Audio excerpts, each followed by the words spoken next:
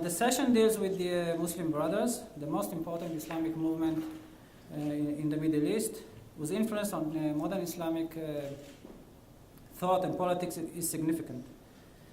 The Muslim Brothers emerged in Egypt over 80 years ago in reaction to the erosion of the status of Islam and the growing social schism in the face of challenges of modernization, westernization, and imperialism. In time, the movement consolidated its status as an oppositionist force against suppressive regimes in the Middle East, which also failed to provide economic and social welfare for the citizens. The movement functioned in most of the Arab states as an underground, incurring persecution by the authorities. Nevertheless, it succeeded in developing an impressive ability to survive. A few of its branches acquired political power, such as the Muslim Brothers in Sudan and Hamas in the Gaza Strip. The movement's assets include a grassroots history, an attractive ideology, and social networks, which accommodated diverse sectors of the population, especially the expanding middle class. These assets were lacking in other opposition groups, such as the Arab left or the liberals, which largely explains the success of the brothers in Egypt and Tunisia in reaping the political benefits of the Arab Spring in 2011. Indeed, the waves of uprising in 2011 allowed the Muslim Brothers to burst onto the front of the political stage. But it also forced the leaders to deal with a web of immediate dilemmas, primarily the issue of democracy and civil liberty, two major causes that were voiced in public squares and created a new political arena in which the Arab masses demonstrated a voice and a presence. The issue of Islam and democracy and the extent to which Islamists were committed to liberal values had evoked widespread debate among observers and scholars, but have gained more urgency now that Islamists are in charge, as in Egypt and Tunisia. Echoes of this debate were also evident in this conference in the previous sessions. In my humble view, however, based on historical perspective, the intensive encounter of the brothers with the issue of democracy and parliamentary elections during the last 4 decades and the rise of new generation in the ranks eventually softened the movement's stance to democratic values and institutions. The brothers' version of Islam largely differs from the Iranian Shiite one. In many respects, it is closer to the Turkish version of Islam, which is based on a qualitative synthesis between Islam, modernity, and democracy. While the Brothers' platform calls for implementing the Sharia, it also promotes a civil agenda focusing on social, economic, and political issues. I'm certain that the 4 lectures focusing on four cases, case studies, Egypt, Syria, Jordan, and Tunisia, will enrich our understanding on the Muslim Brotherhood phenomenon and their political conduct in a changing reality. Each of the speakers will have 20 minutes, and the floor will open for questions and comments at the end of the session. The first speaker is Dr. Eric Traeger, a research fellow at the Washington Institute for Near East Policy. Dr. Traeger is an expert on Egyptian politics and Muslim Brothers in Egypt. He was in Egypt during the 2011 anti-Mubarak revolts and returns frequently to conduct first-hand interviews with leaders in Egypt's government, military, political parties, and media. His writings have appeared in numerous publications, including the New York Times, Wall Street Journal, Foreign Affairs, The Atlantic, and The New Republic. He also serves as a lecturer at the University of Pennsylvania. Today, Dr. Traeger will talk about the Muslim Brotherhood in Egypt's Islamist future. Well, thanks very much. Thanks very much for having me. It's great to be here with you at Hebrew U. Just give me 1 second so I can set up. So I have a show.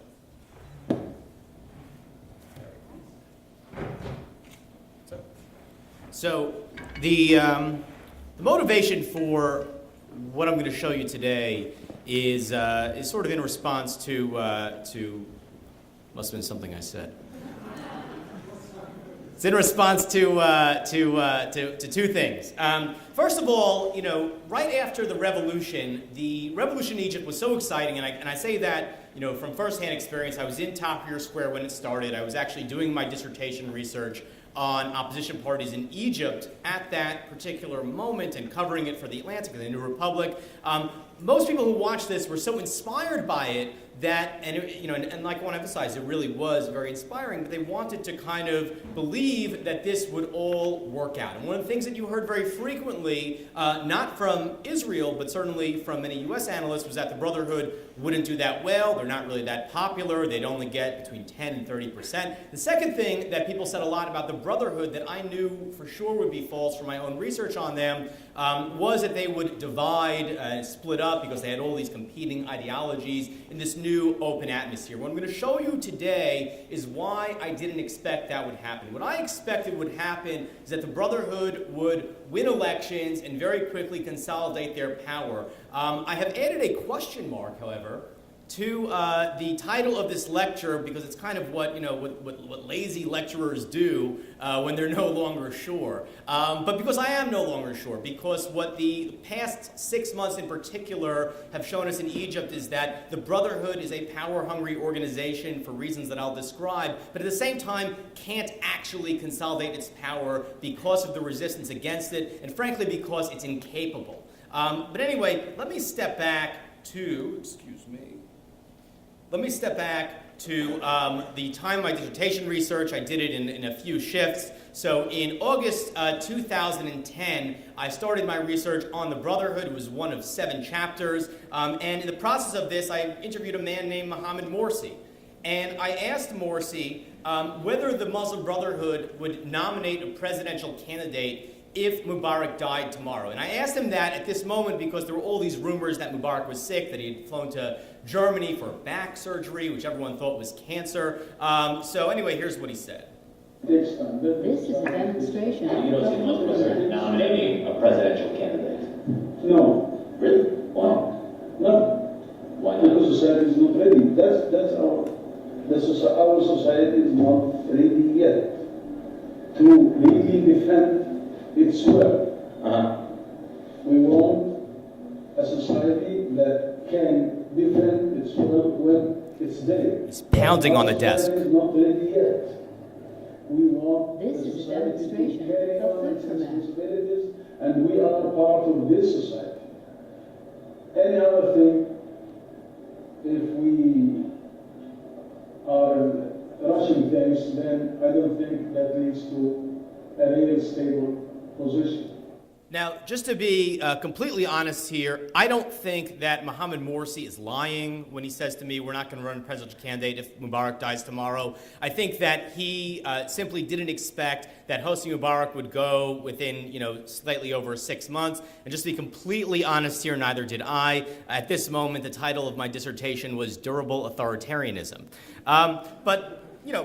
What is he talking about? So let me give you a little background on the Brotherhood. First of all, it was founded in 1928 by Hassan al-Banna, a school teacher. And what its basic idea was to create a grassroots strategy for building an Islamic state in Egypt. What Hassan al-Banna wanted to do is create a society that could use various tools to spread his message to make people more Islamic through schools, through social services, through handing out foods, through medical clinics, to build support over time for an Islamic state. And then, after that, in the long run, build a global Islamic state, which would be comprised of multiple Islamic states built on the Brotherhood model. So they have this vision for the future. Islamize the individual, Islamize the society, Islamize the state, build a global Islamic state. They still talk about this. This is still very much a part of Brotherhood messaging and language. And anyway, so when he's saying, no, we're not going to run for president, what Mohammed Morsi means is, listen, we're still Islamizing the society. We're not ready to go for power.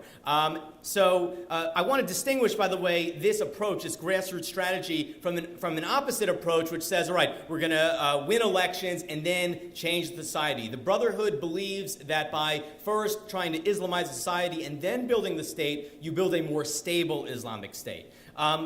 Another aspect of the Brotherhood that has to be emphasized is that it is inherently and deeply hostile to the West. What do I mean by that? What I mean is that the Brotherhood emerged from a problem that Islamic theorists started identifying in the late 1800s, early 1900s, which was as follows. Why is it that the West dominates us? Why is it that the Islamic world, which for centuries was on the cutting edge of science, politics and technology that had this great renaissance at a time that Europe was in the Dark Ages? Why is it that we have fallen behind? And the answer that they came up with is that we're not only being dominated by the West politically in terms of imperialism, but we're being dominated by them culturally. And the way to resist European and Western cultural domination was to revive Islam, to Islamize the society in the Brotherhood's idea, and then build that and use that to build an Islamic state. Part of that was they wanted to adopt what worked from the West, so certain technologies, certain administrative strategies,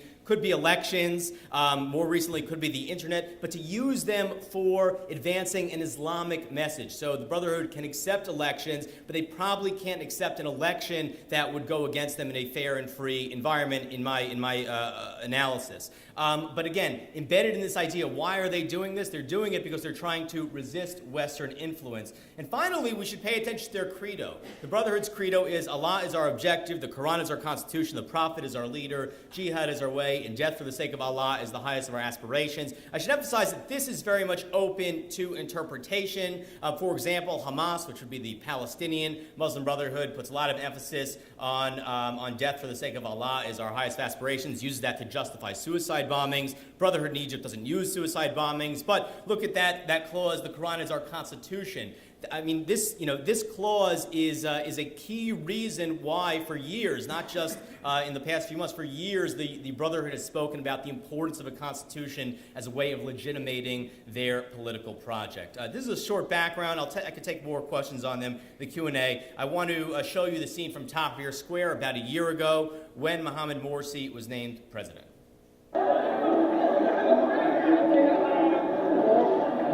Mohamed Morsi is the next president. That's right, right?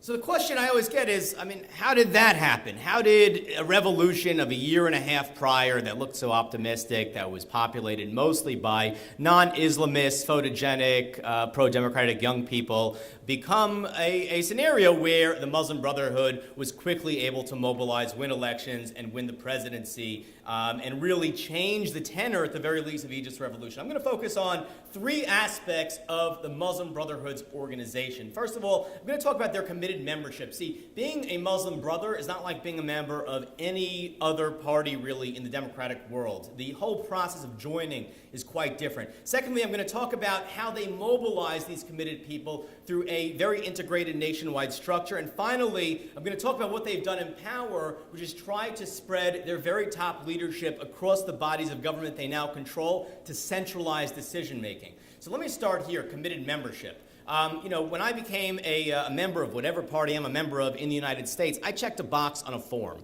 And it doesn't really require me to do anything. I could vote for that party all the time. I could never vote for it. Doesn't matter. Nobody's going to know. Becoming a Muslim brother is not quite like that. First of all, I want to talk about recruitment. Muslim brothers are typically recruited from either a mosque or university. Specially designated recruiters in every community look for people who show signs of piety, who seem to be good personality fits for the organization, and most importantly, the Muslim Brotherhood looks for winners. There's this idea out there that Islamist or really radical religious organizations look for losers, right? The people who can't find a job and turn to radical ideas and maybe even become violent. Not true of the Brotherhood. The Brotherhood wants winners. It wants the class president. It wants the best soccer player. Why? Because it's trying to build that grassroots organization that can win more followers so that it can create an Islamic state. It needs winners. It needs people that can be followed. Once they recruit you, you become what's called a mohib, or a lover.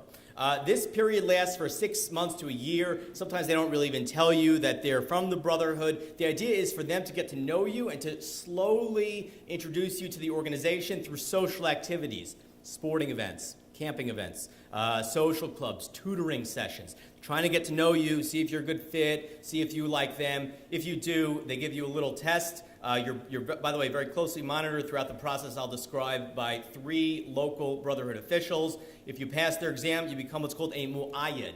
That means supporter. At this stage, you are given a task within what's called a family or an usra. I'm going to explain exactly what that is very shortly. But the mu'ayyad could be told that, okay, your job is preaching, your job is recruiting at the university, your job is organizing local social activities. Everyone is given a job. And also at this stage, you're started in the Brotherhood's curriculum. There's a long process called tarbiyah, education essentially, where you start learning the Brotherhood's texts, are expected to memorize over the course of this entire period that I'm going to describe, different chapters of the Quran. The texts that you read are typically the writings of the founder, Hassan al-Banna, Sayyid Qutb's tafsir, his exegesis of the Quran, these kinds of things. I don't want to overemphasize that, though, because remember, the Brotherhood's not really an intellectual movement. It has actually very few philosophers, so a lot of this is really focused on memorization. Okay, after 1 to 3 years, you're given an exam, you become a muntasib.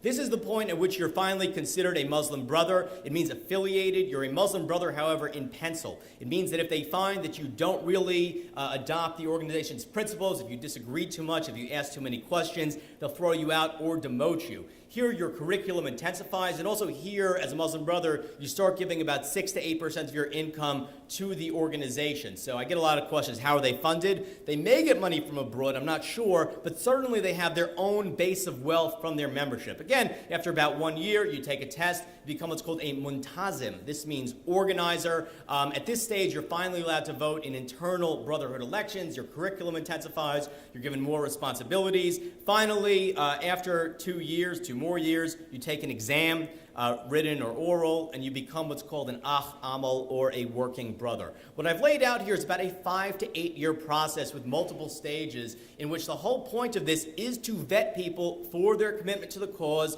and their willingness to take commands from a leadership structure that I will now lay out.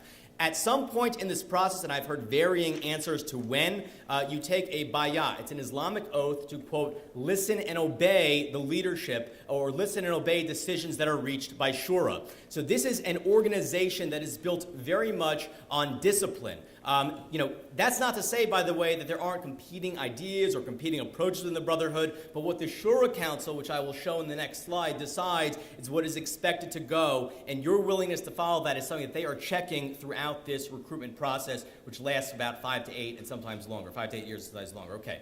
How do they use these deeply committed people that they vetted for their commitment to the cause? Well, they run them through a nationwide pyramid structure. At the lower level of that structure is what's called the usra, or the family. This is what we would call a cell. About 5 to 8 people meet weekly for about 3 hours. The cell, the family, the usra, becomes the most basic unit of the Brotherhood. It's the way in which the Brotherhood embeds your social relations into the organization, because the people in your usra, they're your best friends. They're the people who are supposed to take care for you if you get sick, supposed to help you if you fall into economic problems, supposed to help you if someone in your family is sick. These are the people that are really the ones that you're closest to. So one of the reasons why Muslim brothers don't tend to leave the organization, it's not only that they've spent 5 to 8 years trying to join it, but leaving the organization means leaving their best friends. And if you speak to ex-Muslim brothers, they talk about a sense of alienation, that they've lost their social networks in a real way. Within the Usra, in their meetings, they discuss politics, they discuss their curriculum, they discuss plans. Anything that's done locally is typically organized in the Usra, or at the next level, which is the Sho'abah, the populace. The rest of this is very administrative. I'm going to run through it. So 6 to 12 Usras makes up a Sho'abah. Next level is the area, or the Muntaka. Then you have the governorate level. So each governorate, that's like a state, has its own administrative office. And then you have a number of governorates making up a kitta, or a sector. And finally, you have at the very top of this, the guidance office, Maktab al-Irshad. It's comprised typically about 18 to 21 people. It varies depending on, under Mubarak, who was in prison, but also deaths and that sort of thing. And it's advised by the Shura Committee, which has between about 100 to 120 members, depending. So how does this work? I mean, I think it's probably pretty obvious. The Shura Committee is the legislative body. It will vote on something. So let's say it's going to vote on whether Brotherhood is running in the elections. The Guidance Office executes it by sending an order down the chain. For example, all families should organize voter kiosks outside of polling places. We saw this during the parliamentary election in 2011. That was organized through this structure. All Muslim brothers will go to participate in the demonstrations on January 28, 2011, organized precisely through this structure, and I verified that through interviews. This structure is not incidental. I want to emphasize that. If you speak to Muslim brothers, the way this structure works is something that they are deeply in touch with. They are very aware of what is happening at the Sho'aba level, what is happening at the governorate level, how they've been transmitting messages, what kinds of orders have come down. This is an integral part of what it means to be a Muslim brother. This is not in any way incidental or purely administrative to them. Now, when it came time to form a political party, there was this idea that, okay, the political party will be separate from the Brotherhood. But in fact, what happened was they took 3 top members of the Guidance Office who had been responsible for political affairs, Mohammed Morsi, Issam al-Aryan, and Saad al-Qahtani, and made them the chairman, vice chairman, and secretary general, respectively, of the Freedom and Justice Party.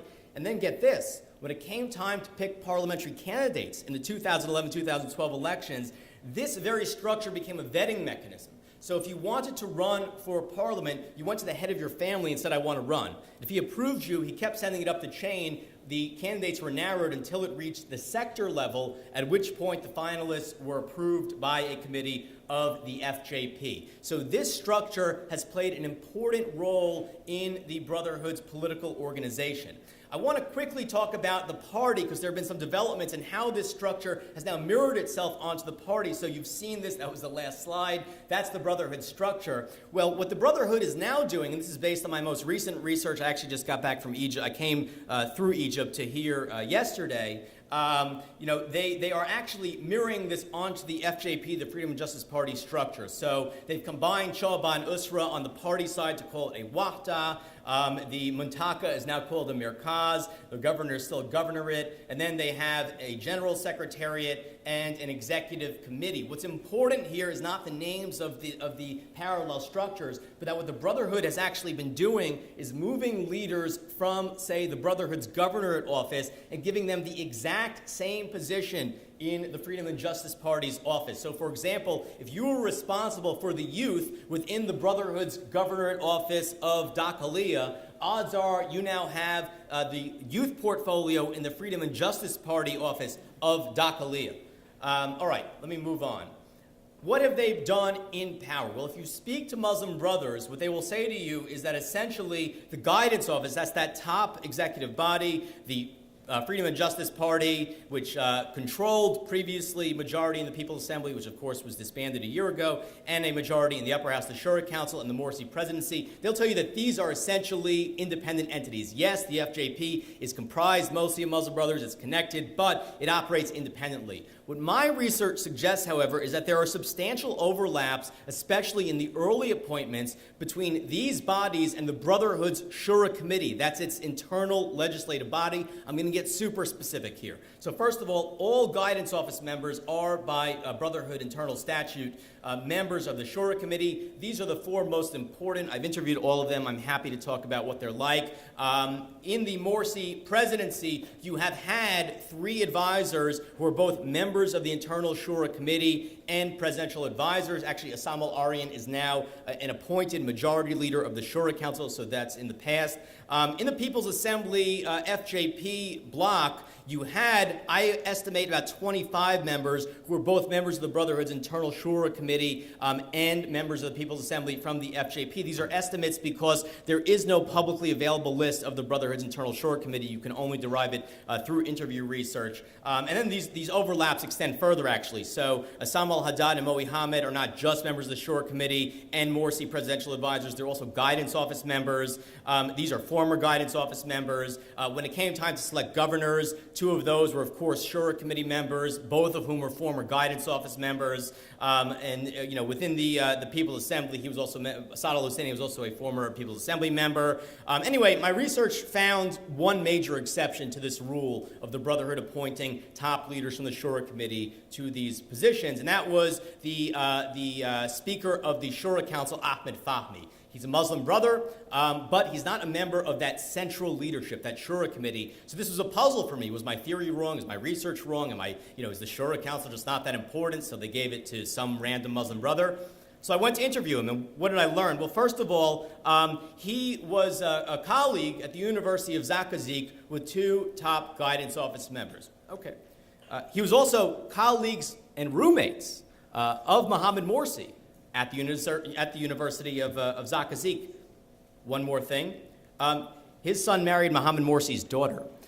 And just to show you how much the Brotherhood keeps in the family, there's a little gossip column section. Mahmoud Ghazlan is married to Khairat al-Shatir's sister. Mahmoud Azad is married to the former Supreme Guide's daughter. This is an organization that keeps it in the family. And my point here is not that it's weird that the Brotherhood is appointing its own members to these bodies of government. That's actually completely legal. It's totally expected. That's what parties do, right? They take power, or they win power, and they appoint their members. What I'm arguing here is that they're appointing members specifically of the Shura Committee, and the effect of that is that these people are especially bound by the top leadership's decisions. Why? Because one of the key articles of being a Muslim brother is to obey the orders that come out of the Shura Committee, whether or not you initially agreed with it. And by appointing these people, the Brotherhood, from an analytical perspective, is able to maintain very centralized control over the decisions that are made in these offices.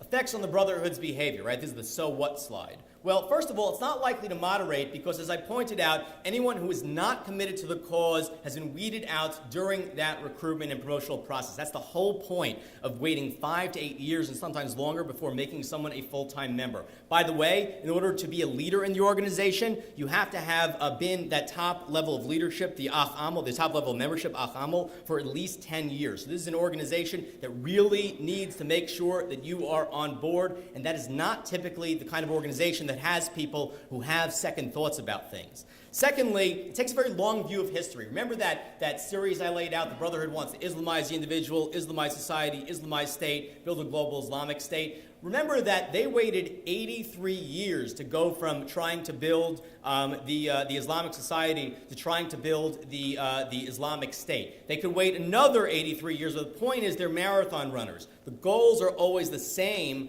How they actually, what they're willing to do in the short run can vary, but in the long run, they're not likely to change their vision. And finally, there's no opponent that can really match their mobilizing potential. What I just laid out here about the Brotherhood is not something that any other party really has. Unfortunately, I'm going to have to skip to the conclusion here about the Salafists. But let me get to the point about Islamist consolidation. Can the Brotherhood, or with the Salafists, consolidate this? By focusing on power consolidation, by focusing on appointing Muslim brothers, pushing through a certain constitution, through a process that I agreed with Nathan very much, was very non-consensual. The Brotherhood has actually really gathered a great deal of resistance against it. By focusing on consolidation, not governing, inevitably their state has failed. I mean, it's amazing that all of Morsi's major decisions, calling back the parliament in July, the Constitutional Declaration, the August 12th Declaration, the pushing through of the Constitution. I mean, these were all power moves, not governing moves. He's never released an economic plan. So that's one reason for his failure. The second is the increasing resistance to the Brotherhood's failure on one hand, and secondly, their inability to share power in any way on the other. But at the same time, the opposition is not really organizing politically. It's focused very much, as Nathan pointed out, on this Tamarud campaign, a rebellion campaign. They're not in any way showing a willingness to use that energy for electoral organizing. So I could see the Brotherhood losing a lot of support, failing in many respects, and yet still winning elections. I can't see them governing well for a while because, frankly, they're not up to the challenge. But that just creates the question of, can they ultimately consolidate power even despite all these failures? So my forecast would be low-grade chaos, not necessarily an Islamist consolidation, but an attempt by the Islamists, and by the Brotherhood in particular, to consolidate power, but with that stirring resistance within the society and the state just continuing to collapse. Much more that kind of scenario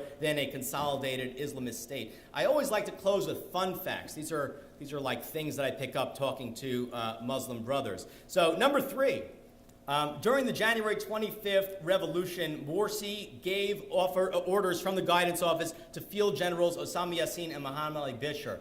This is important because when the Brotherhood is doing demonstrations, like all of its activities, it's an intricately organized affair. People are seated in the square by Sho'aba, that's that second level administrative district. I know that from having done interviews within their demonstrations. They take orders directly from an official in the square from the central office, and that official during the revolution was Morsi, commanding down to Osama Yassin, who he has now appointed as youth minister, and Muhammad Ali Bishr, who is now his minister of local administration.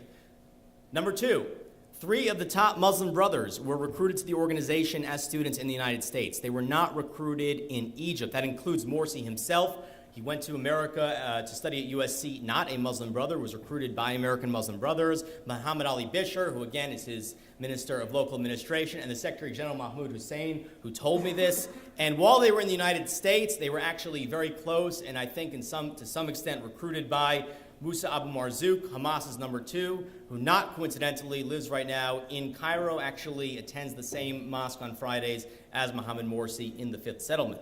And the most fun fact is that Hamas's point of contact within the Muslim Brotherhood prior to his being president was Mohammed Morsi. That has been confirmed to me by 3 top Brotherhood leaders. So what we have here is an organization that insists on discipline from its members, makes sure that its members are the kinds of people who take orders, is structured to mobilize these people to execute what it wants it to do, and maintains extremely close relations with a well-known terrorist organization. And this is why I have very little hope that a Brotherhood-ruled Egypt can be a moderate one and can be a democratic one. Thank you very much for listening.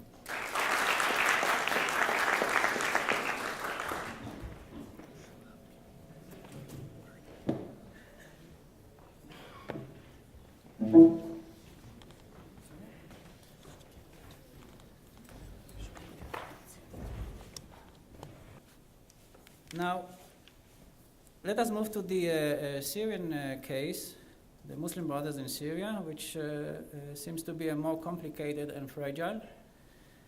And this leads me to invite our second speaker, Professor Itzhak Weizmann, a professor of Islamic Studies and head of the Jewish Arab Center at the University of Haifa.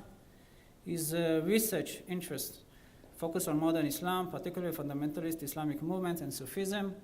He is also the author of Taste of Modernity, Sufism, Salafiyya, and Arabism in Late Ottoman Damascus, the Naqshbandiyya, Orthodoxy and Activism in a Worldwide Sufi Tradition, and he also the co-editor of Ottoman Reform and Islamic Regeneration.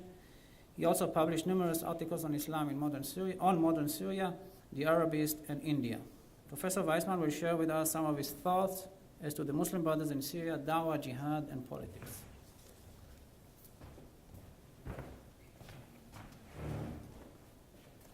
Thank you, Meir. I apologize I don't have a PowerPoint. I didn't have time to edit my interviews with President Bashar Assad and all the leadership of the Syrian Muslim Brothers.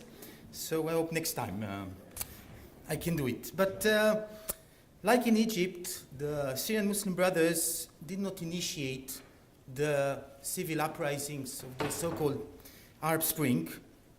And like in Egypt, very soon they become a very important component of these uprisings.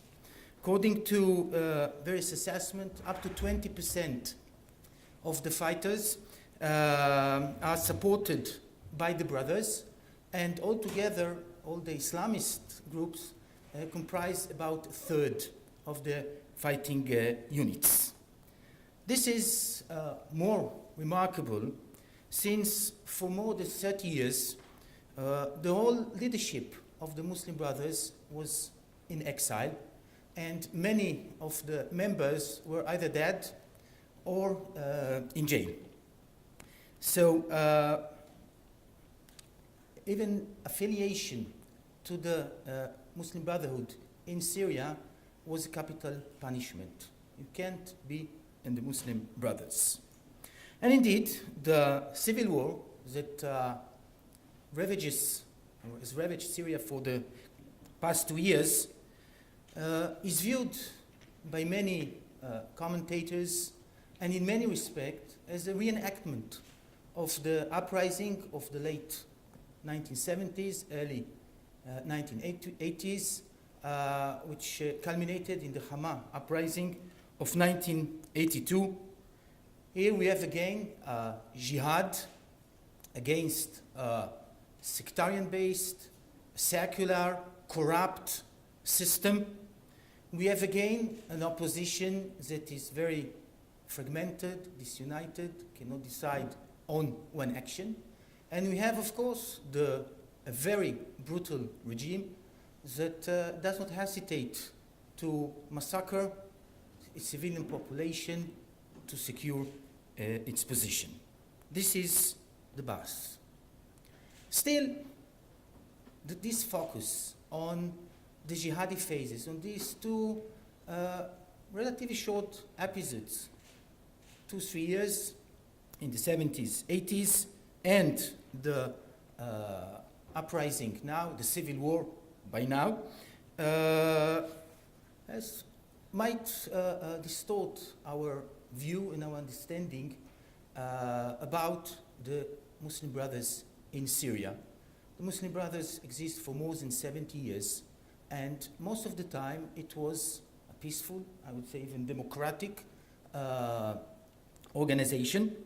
Yes, and what I will do in this talk, well, I would try to show the nature and the evolution of the Syrian Muslim Brothers and what prospects it has now in Syria, also in the future, through the three complementary concepts that I offered in my title. Yes, which you have here, right? It's da'wah, jihad, and politics. So, Eric spoke about the Muslim Brothers and organization. You even mentioned the grassroots participation or mobilization. Well, this is da'wah. And da'wah is, in my view, the epitome of the Muslim Brothers, the key concept that explains what they really made new. Yes, when I responded to Professor Walzer's talk, so I spoke about the Islamic movement, so the Islam now, it's a new phenomenon. And this is epitomized in this concept of da'wah, the call to Islam.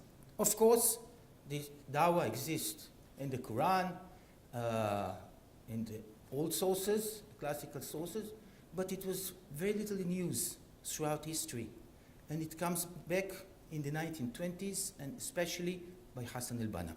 Yes, if you read his recitals that were just an Hebrew translation was just appeared a few months ago by Ephraim Barak.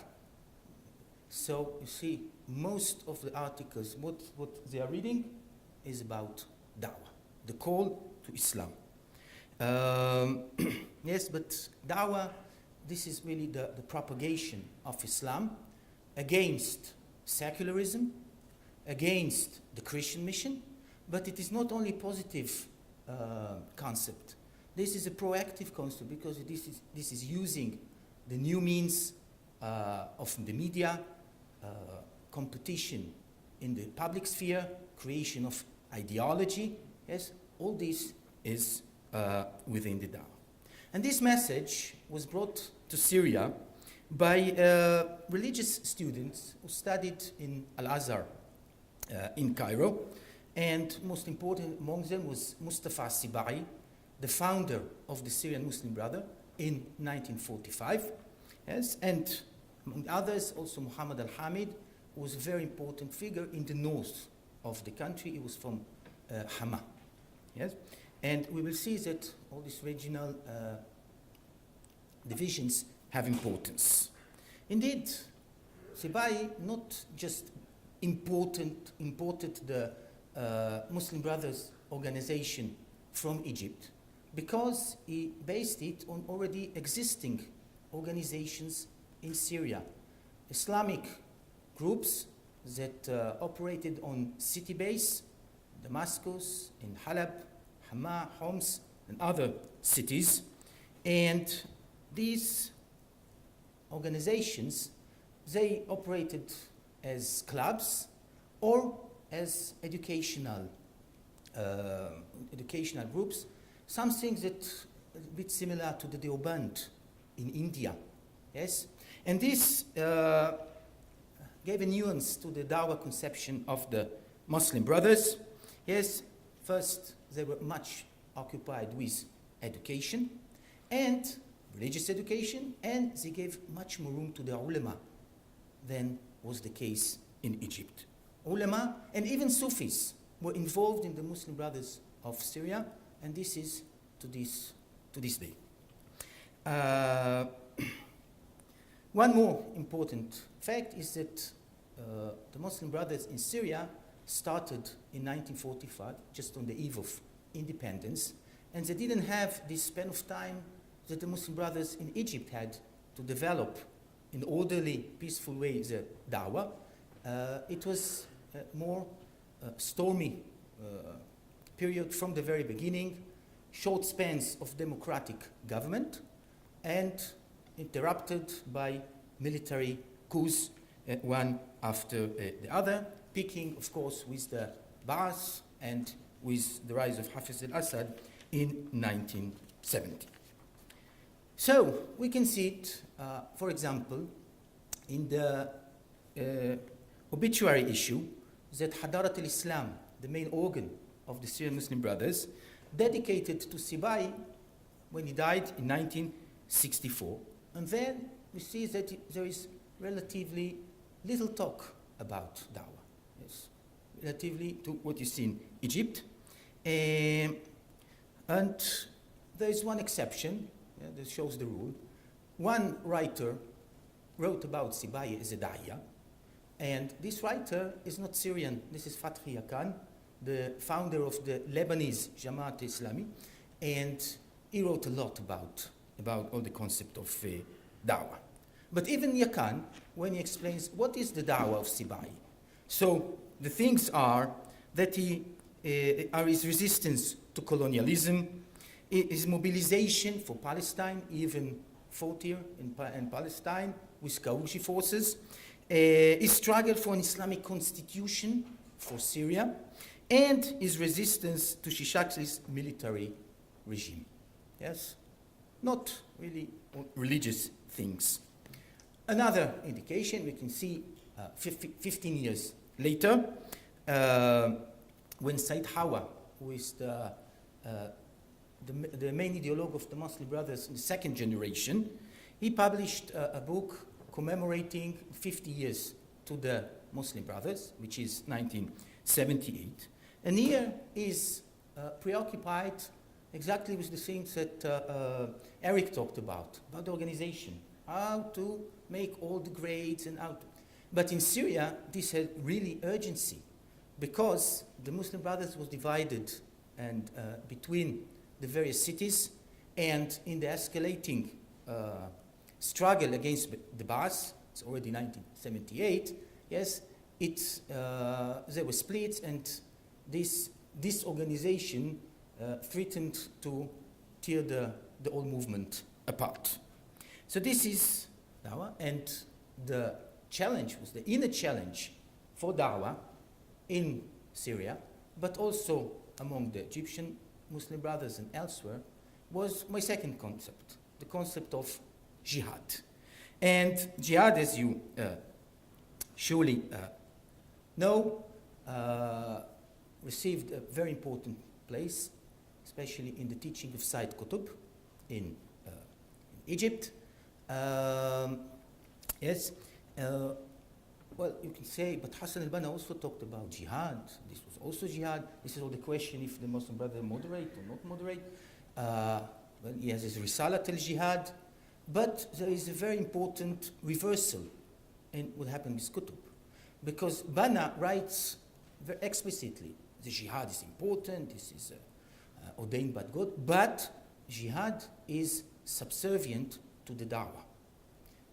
With Sayyid Qutb, jihad becomes the goal of the da'wah. Da'wah, yes, is the first stage toward jihad. And this teaching also was brought to Syria, again by students, don't take students here example, but it was brought now not by religious students from Al-Azhar, but by university students of secular professions, doctors, lawyers, things like that. The important figure here is Marwan Hadid from Hama, and he was agronomist. And he arrived just after the first coup of the Ba'ath in 1963, and he said, we must revolt, yes, we must rebel against this regime before it consolidates.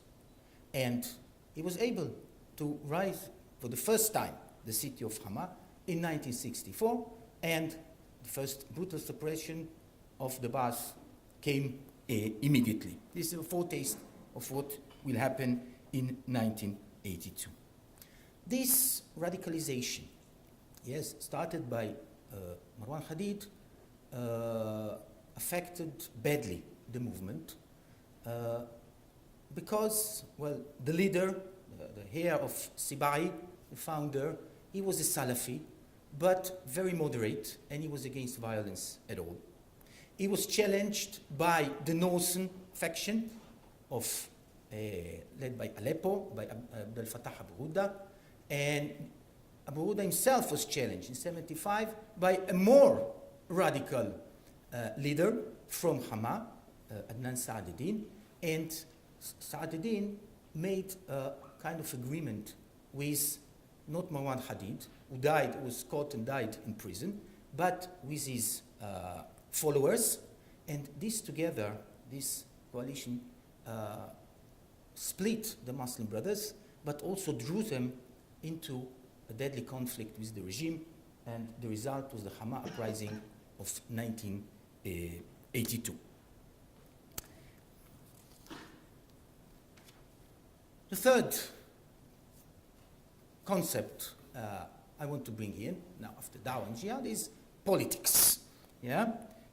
After all, there are weaknesses in the Dawah in Syria, short spans of Jihad, and the main mode of operation of the Syrian Muslim Brothers was in politics. First, they recognized the sectarian diversity of the country.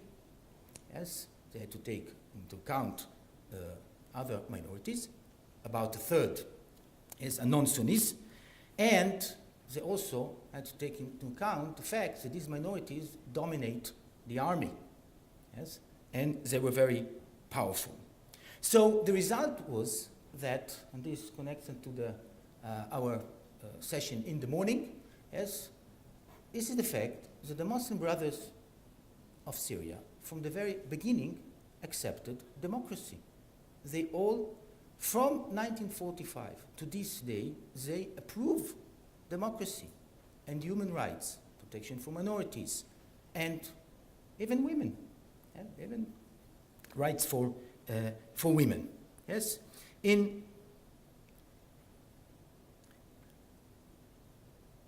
contrast to Egypt, Banna was against the parties, Hizbiya. The Muslim Brothers was organized from the beginning as a party who ran to elections. It was called the Islamic Front at the beginning, other names after, but they participated in almost all election campaigns between 1945 and 63, and they were usually in the opposition to the military government. They were against tyranny, against military dictatorships. Yes, and one example, which is very pertinent to the last session about the constitution. In Syria, first constitution was debated in 1950. And the Muslim Brothers, of course, asked that, or demanded that the religion of the state would be Islam, and Sharia the basis of legislation. But they agreed to compromise. Yeah? And yes, Clark's wish that maybe there will be, it can be put Islam and democracy together, you find it here. The Muslim Brothers agreed that the religion of only of the head of the state would be Islam, And Sharia will be a main basis of legislation. Not the only one. Only the... Here Clark arrives when I talk about it. Okay. So you have an example already from 1950. Not only 2013. Yes? Even more than that. At the height of the struggle against the Ba'ath, in 1980, the brothers issue a proclamation and program of the Islamic Revolution in Syria. Yes? And they write there about Islamic Dawah. And then, yes, what are the articles? Like this. Yes, they promise equality for all citizens, protection of life and dignity, suspension of political prisons, the rule of shura based on separation of authorities, freedom of thought, expression and association, free elections, and protection of minority rights. I mean, if this is not democracy, so you can say it is cynical, but I show in an article I published not a long time ago that this is very consistent from 1945 to this day. Yeah? So this is the third concept of politics is actually democracy, yeah? Democratic politics. The Battle of Hama seriously crippled the Syrian Muslim Brothers. As I said, they were left actually without any base inside Syria. There was a war of blame for what happened in Hama, the disaster, the debacle of Hama, and they have many adversaries from outside. In these circumstances, Dawah was, of course, barely feasible. Yes? And what happened, but Syria goes a process of Islamization in the 1990s. This is led by men of religion who cooperate with the regime. This is under the Grand Mufti, Ahmed Kuftaru, who really establishes a network of schools around Syria, religious schools around Syria. He builds an empire. Yes? He is doing dawah, but he's also lucky of Assad. Whatever Assad would do, Kuftaru would approve it. Jihad was also very difficult to practice, and those surviving jihadists left Syria. They joined the battle in Afghanistan against the Soviets. They were many of them became part of Al-Qaeda under Abu Mus'ab al-Suri. There is even a book about him by Ben Jalia. Yes, and there was even a second wave in Iraq, a second wave of jihadists, this time under the blessing of Bashar al-Assad's government. Yes, they went to fight the Americans. So jihad is okay, but not in our school. Yes, as we saw, just outside Syria.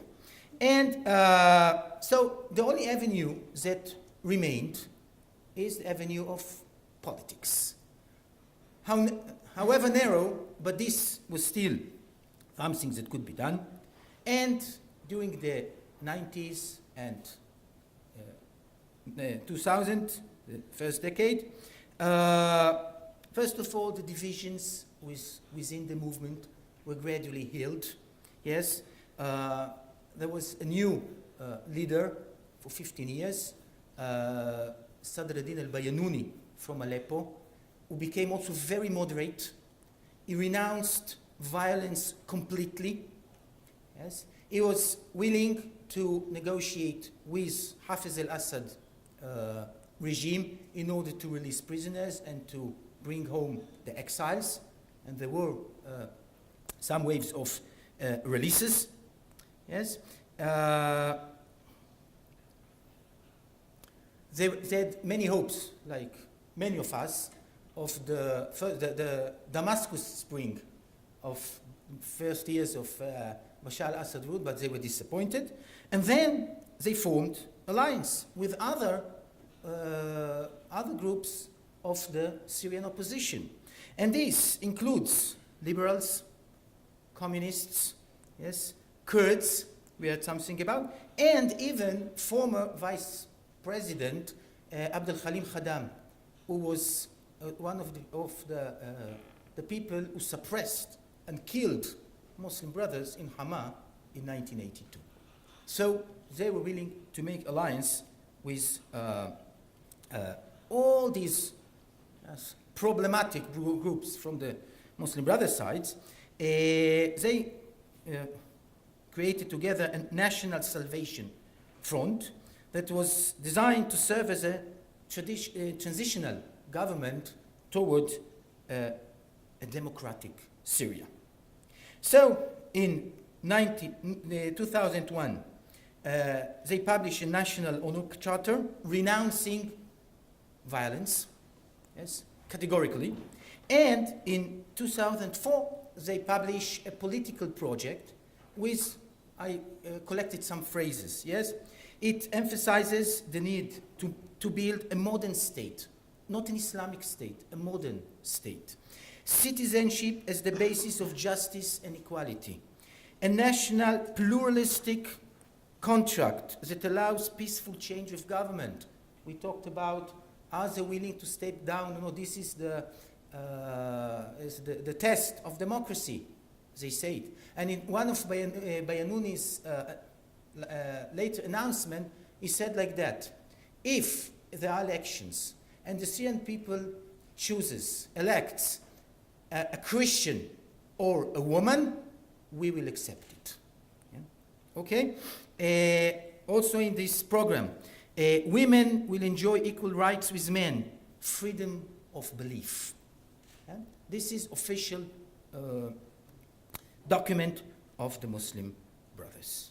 We come to the last point, the protests that erupted in Syria in March 2011, and what they did is actually bringing the Muslim Brothers back to center stage. And this happens very, very, very fast.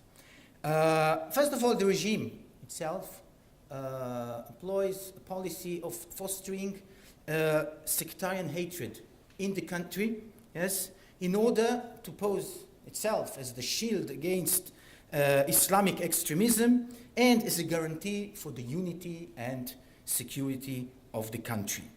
And one gruesome aspect of this nice policy is the Shabiha, yes, the Shabiha units.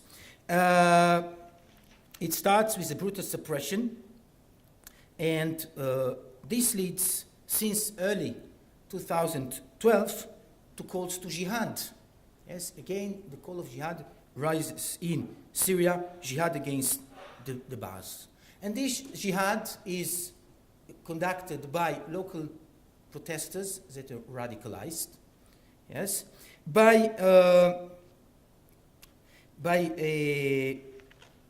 Salafi jihadis, either from Syria or all those who fought in Afghanistan and in Iraq and now have the vacuum and come back to fight in Syria. So it was a kind of a boomerang for the regime.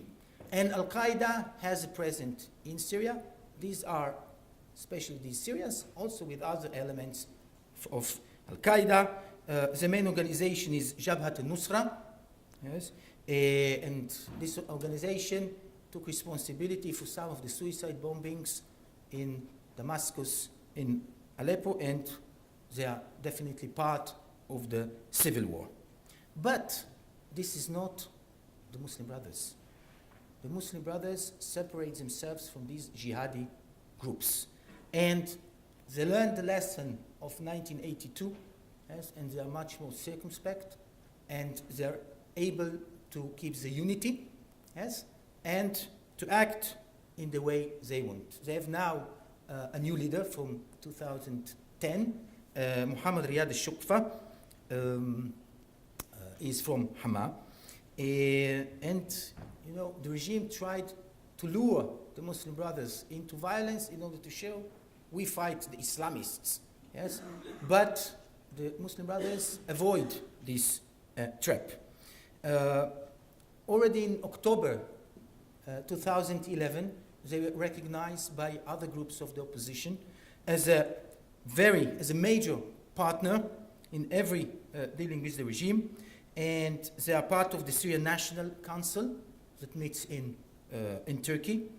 They activated long dormant cells inside Syria, the networks they worked with, but these networks provide relief, yes, for the refugees inside and outside Syria. They provide medical assistance to the fighters. They give and population at large. Yes, they fund operations here, but they generally don't fight. Yeah?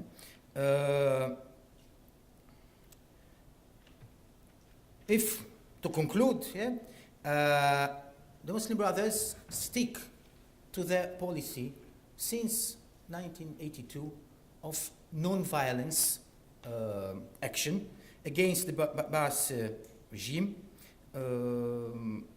They also try to continue with their political work.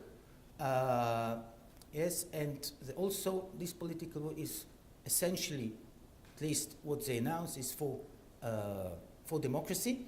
And now, one of the last promises is that once Assad is gone, they are going to make a political party and run like every other component of the opposition to the Syrian parliament.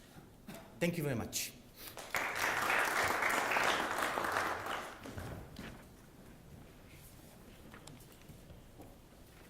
Thank you very much, Itzik, for placing the discussion on the Muslim Brothers in Syria in a more historical perspective, which enable us to highlight more moderate and democratic features of the movement. Looking at the broader picture, it seems that Dawah indeed proved to be the focal point of Islamic politics. This is also applied for the Jordanian case, which will be addressed by Dr. Asaf David, who is our third speaker. Dr. David is a Rabin Research Fellow at the Truman Institute, specializes in modern Jordan affairs and civil-military relations in the Middle East. He teaches at the Departments of Political Science at the Hebrew University of Jerusalem and the Department of Politics and Government in Ben-Gurion University of the Negev.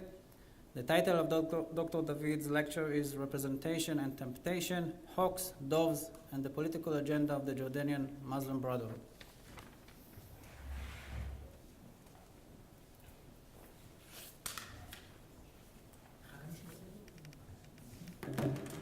Thank you, Mayor.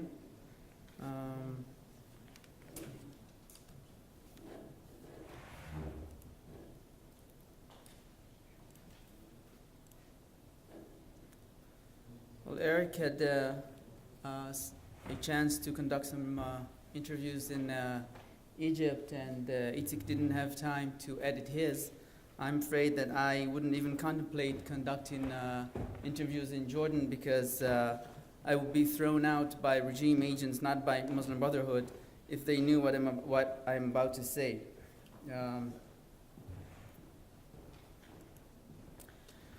Well, let me begin first with four main arguments of my presentation. One is that regional trends and developments underlie and guide the relations between the regime and the Muslim Brotherhood. In a way, they determine the nature of relations between the two sides. They can inhibit, or alternatively, they can facilitate dialogue and rapprochement between the two sides, depending both on the actual as well as the perceived or imagined implications of these trends and developments. Second argument is that despite continuous regional unrest and turmoil since the year 2000, the political agenda of the Muslim Brotherhood in Jordan was gradually Jordanized, even moderated, somewhat counterintuitively when you think about regional developments. Centrists and pragmatists trends within the Muslim Brotherhood were strengthened. Third argument is that the Hashemite regime's security-oriented approach towards the Muslim Brotherhood lies behind the fall of Muslim Brotherhood doves and the rise of hawks in recent years. The regime basically sought to Jordanize the movement, but was unwilling to pay the political price for that. And last is that the Spring of Jordan, what we see basically is happening at the Spring of Jordan is stalemate and anticipation, both inside the Muslim Brotherhood as well as with regard to the relations between the Muslim Brotherhood and the regime and various political forces. And now, basically, the Muslim Brotherhood is in a search for a new agenda. Let me begin.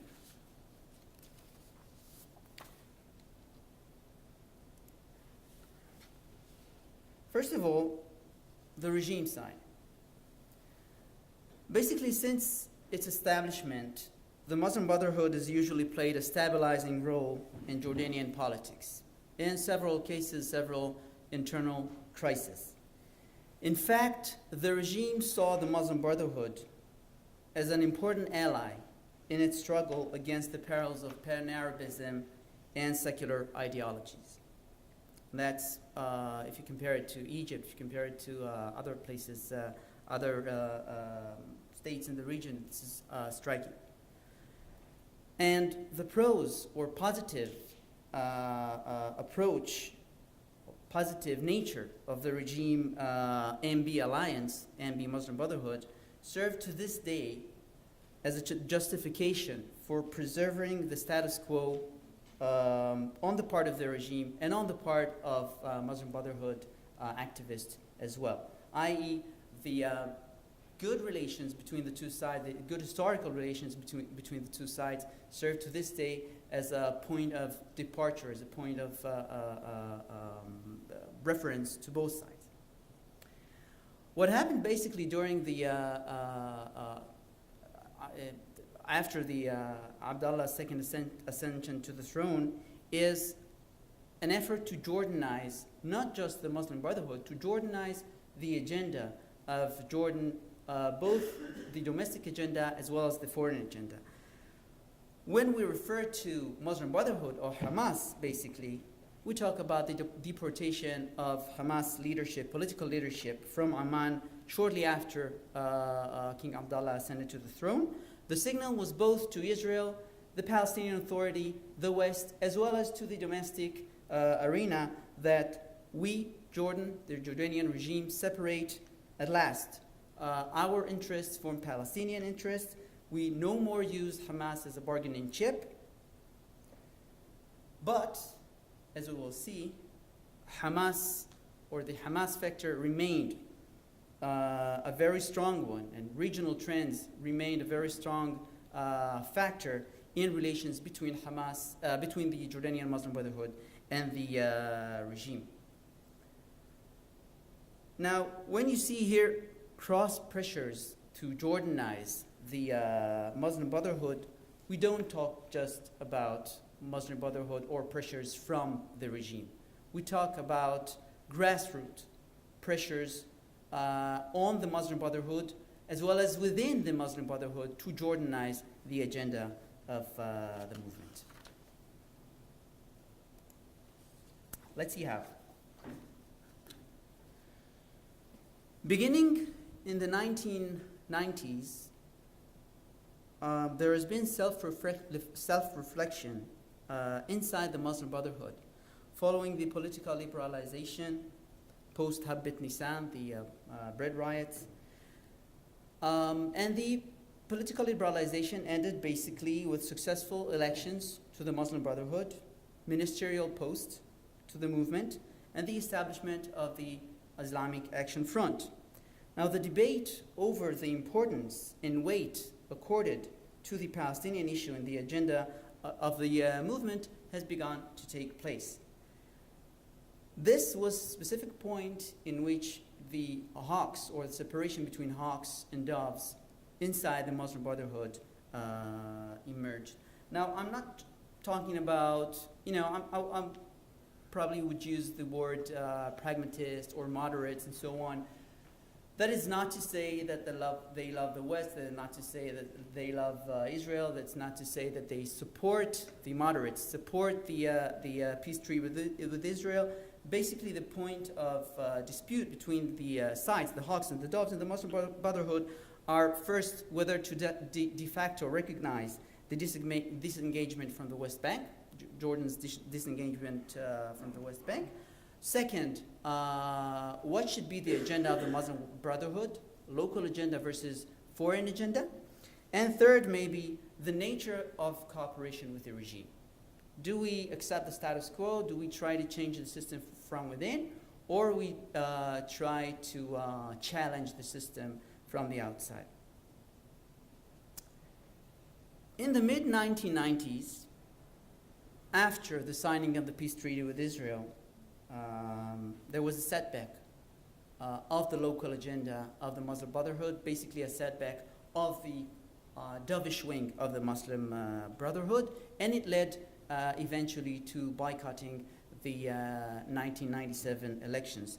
Now, what's important in this case that the boycott of the elections was very much in the center of a heated dispute among the leadership of the Muslim Brotherhood, and it was basically enforced on the leadership of the Muslim Brotherhood by local branches of the movement and of the IAF, the Islamic Action Front.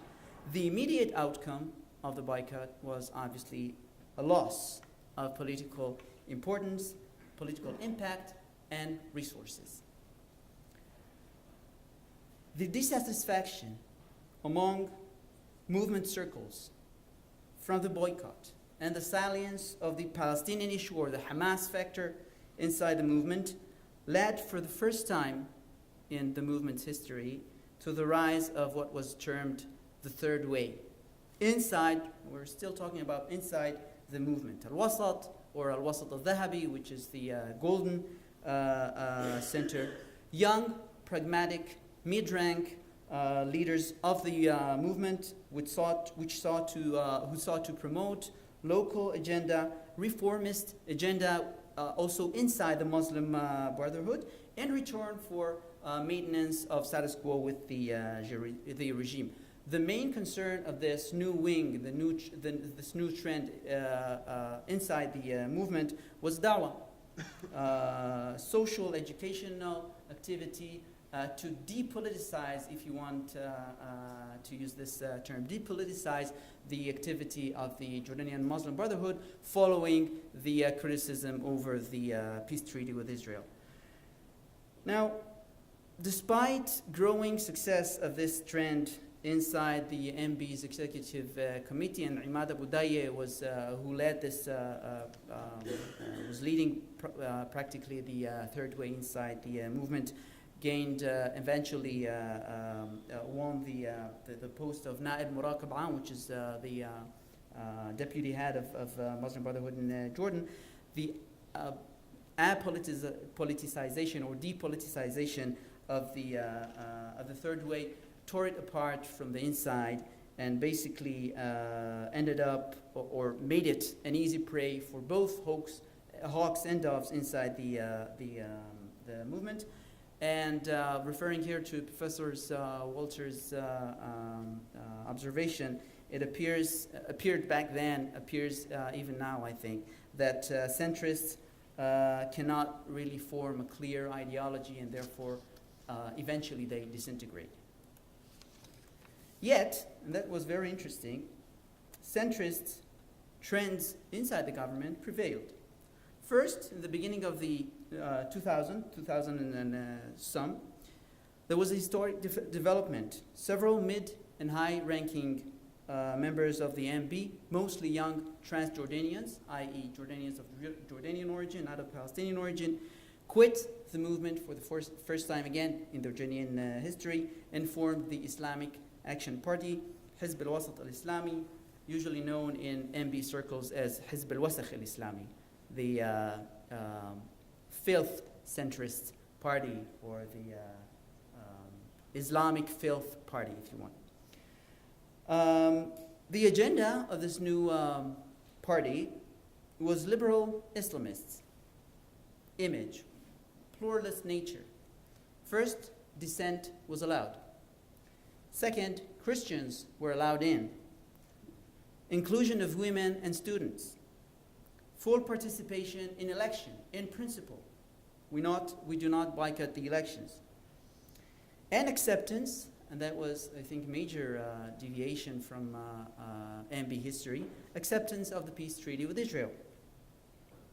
The theological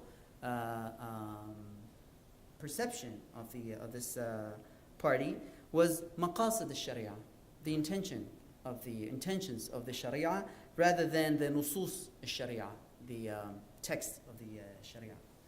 Meanwhile, at the Muslim Brotherhood itself, the fourth wing, associated with Hamas, gained momentum, both inside the leadership and inside the movement's constituencies. They fought against the Doves, secured parliamentary seats for their own people, and gradually, conservatives elite from the regime feared two very ominous developments inside the MB. First, radicalization of the movement, and second, Palestinianization of the movement. However, as we will see, these two fears were over-securitized by the regime. What do I mean by that? First of all, radicalization. The growing trends of Salafiyya Jihadiyya, even inside the Muslim Brotherhood, the pragmatic moderates quit and form another party. The remaining party, the Muslim Brotherhood, is growing more and more radical, and so on and so forth. But the facts were that the MB, the Muslim Brotherhood, offered the regime to fight militant and radical Islamism following the November 2005 bombings of Al-Qaeda. Also, following the Second Lebanon War, the movement feared Shiitization of its constituencies. It feared the Iranian factor, becoming more and more salient and more meddling in Middle Eastern affairs.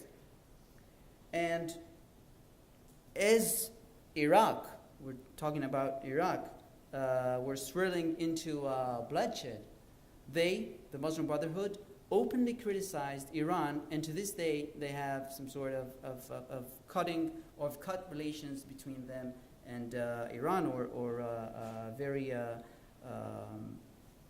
very problematic relationship with Iran, and that basically means that they were, at least in part, not so radicalized as the regime was trying to portray them. Second, about Palestinianization. What happened after the Hamas victory in 2006 in the Palestinian Authority was basically a motive for the Muslim Brotherhood in Jordan to turn inwards and adopt domestic agenda. Now, this trend was further emphasized after or during 2007 as the Hamas-Fatah swirled into armed clashes, and Muslim Brotherhood and Hamas popularity declined sharply in Jordan itself. The Muslim Brotherhood in Jordan was openly, publicly criticized for accepting a role in al-Maliki's government also, for example. So as you can see, there were conflicting, or they were cross pressures on the Muslim Brotherhood to adopt a more local agenda and less radicalized agenda. The proof came in the internal elections of the Muslim Brotherhood in February-March 2006, after the victory of Hamas in the Palestinian Authority. Center and pragmatic candidates won and succeeded in these internal elections, even in Palestinian constituencies in Jordan, at the expense of both the Hawks and the more radicalized elements in the group. Hammam Said, who is now the main radicalist, maybe, of the Muslim Brotherhood, who heads now the Muslim Brotherhood in Jordan, failed back then to secure a post in the Shura Council of the Muslim Brotherhood. Falahat, who was elected as Muslim Brotherhood leader, was pragmatic and forthcoming. He even stated, the MB, the Muslim Brotherhood, is a Jordanian national and Islamic movement. First, a Jordanian. The executive committee members were moderates. They promoted local agenda. Now we go to the regime. Whose side are you on? Basically, against this backdrop of centrists, pragmatists winning the elections, internal elections in Jordan, in spite of regional trends, in spite of Hamas victory, the regime sought to Jordanize the movement, but as I said, was unwilling to pay the political price. The doves warned the regime of security-oriented strategy, indiscriminate actions against the doves itself that targeted both doves and hawkish strongholds in the Muslim Brotherhood, and obviously the regime strategy that stalls any political reform and eventually weakens the dovish elements in the Jordanian Muslim Brotherhood. At the end of 2007 happened two things. One, the municipal elections fiasco, where the regime used the army in order to switch or tilt the results of the elections. The doves tried to rise from the ashes. They presented, towards November, the parliamentary elections, presented a moderate list of candidates, aiming publicly at no more of 20% of parliament seats, as the hawks inside the movement protested and criticized the doves. You cannot portray or promote such a pragmatic and moderate list. And the doves won again. But what happened in the elections, basically, and that's what's amazing, was that the doves lost. They lost not because of the regime. They lost because the hawks fought against their candidates from within the Muslim Brotherhood movement. They won only 6 members, or 6 seats, with total of only 22,000 votes, which was less than 3% of voters. There was, as analysts said back then, was the worst MB performance ever in Jordanian elections. Now, a word about silly interpretation of MB failure.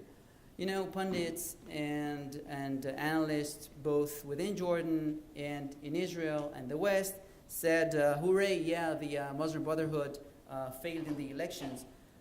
The ones who failed in the elections was the doves of the Muslim Brotherhood.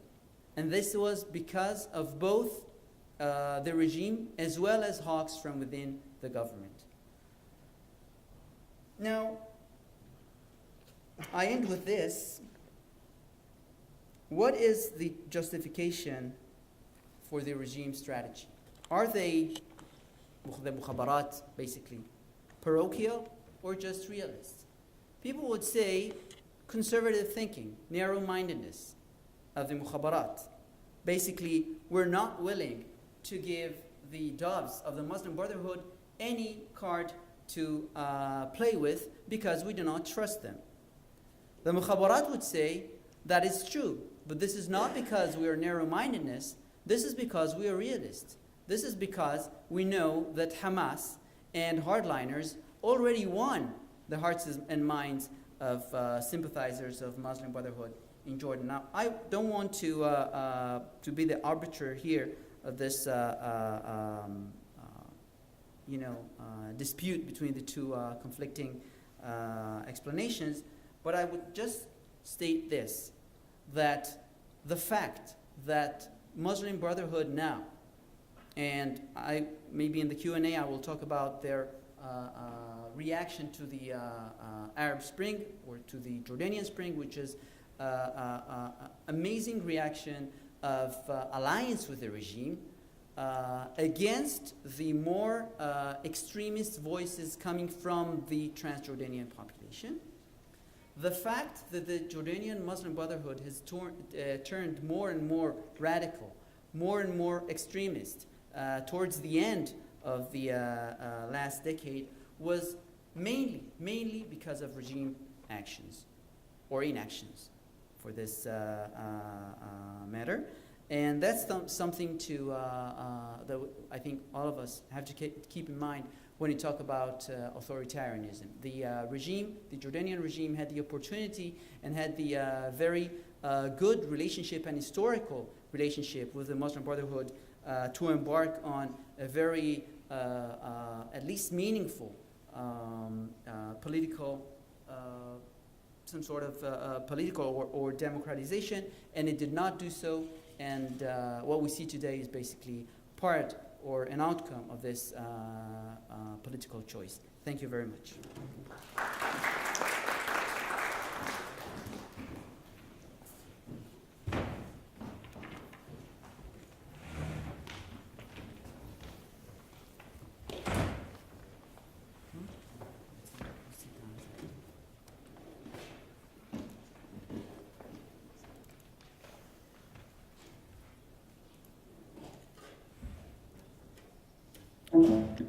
Thank you very much, Asaf, for intriguing lecture. We are approaching now to the last case study of Tunisia, where the Arab Spring initially began.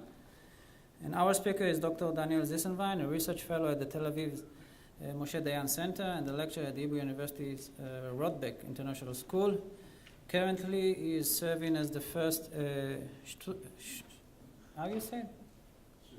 Schusterman, visiting Israeli professor at the United States Naval Academy in Annapolis. Dr. Zissenwein's research focuses on modern North African history. He is the co-editor of the Maghreb in the New Century, in the 21st century, no? New century, okay. And the author of the emergence of the nationalist politics in Morocco. His most recent edited book is a political study of the Morocco's King Mohammed V. Dr. Zissenwein will speak today on Tunisia's Ennahda movement from exile to revival.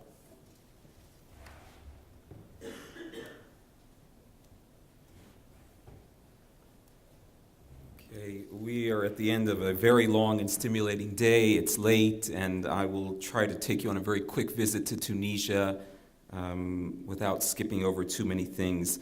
I'd like to thank the conference organizers for inviting me here. It's a privilege to be back on Mount Scopus. I studied here at the Hebrew University as an undergraduate and graduate student.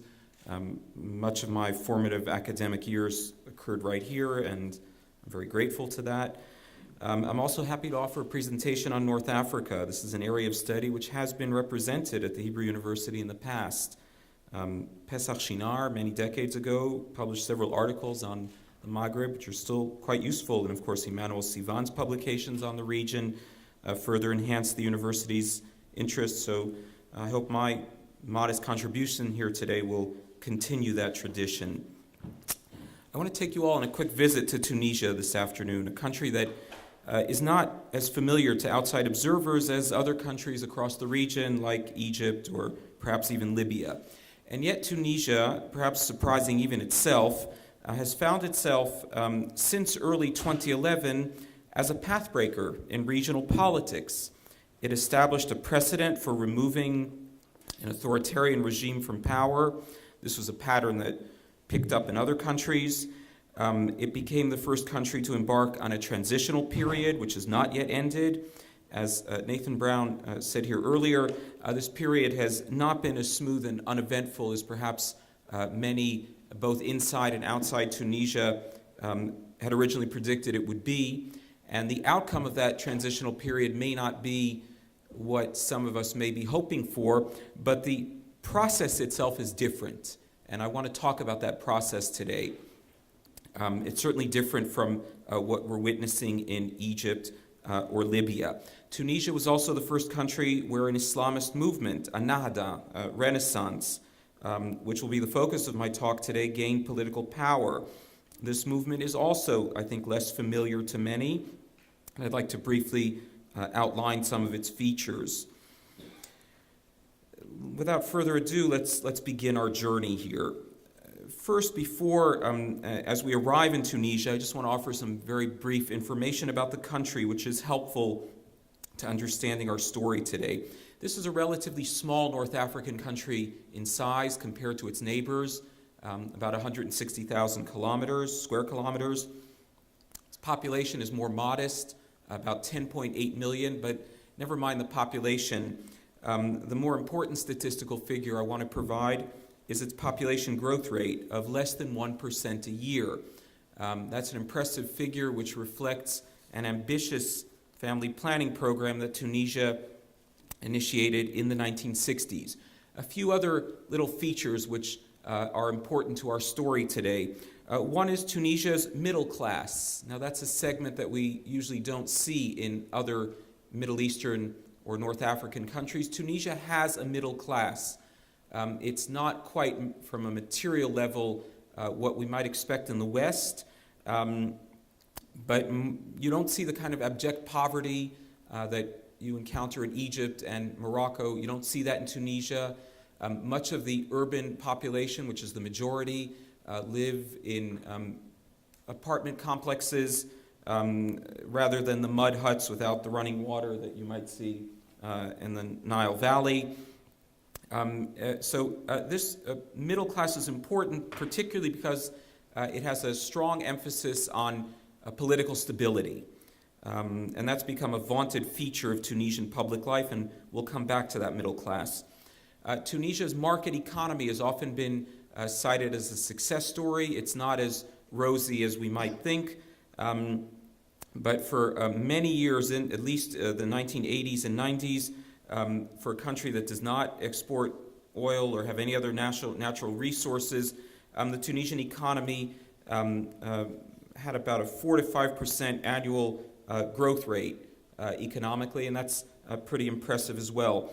A few other points that I want to mention here, which often lead many to view Tunisia as sort of the poster child of North Africa.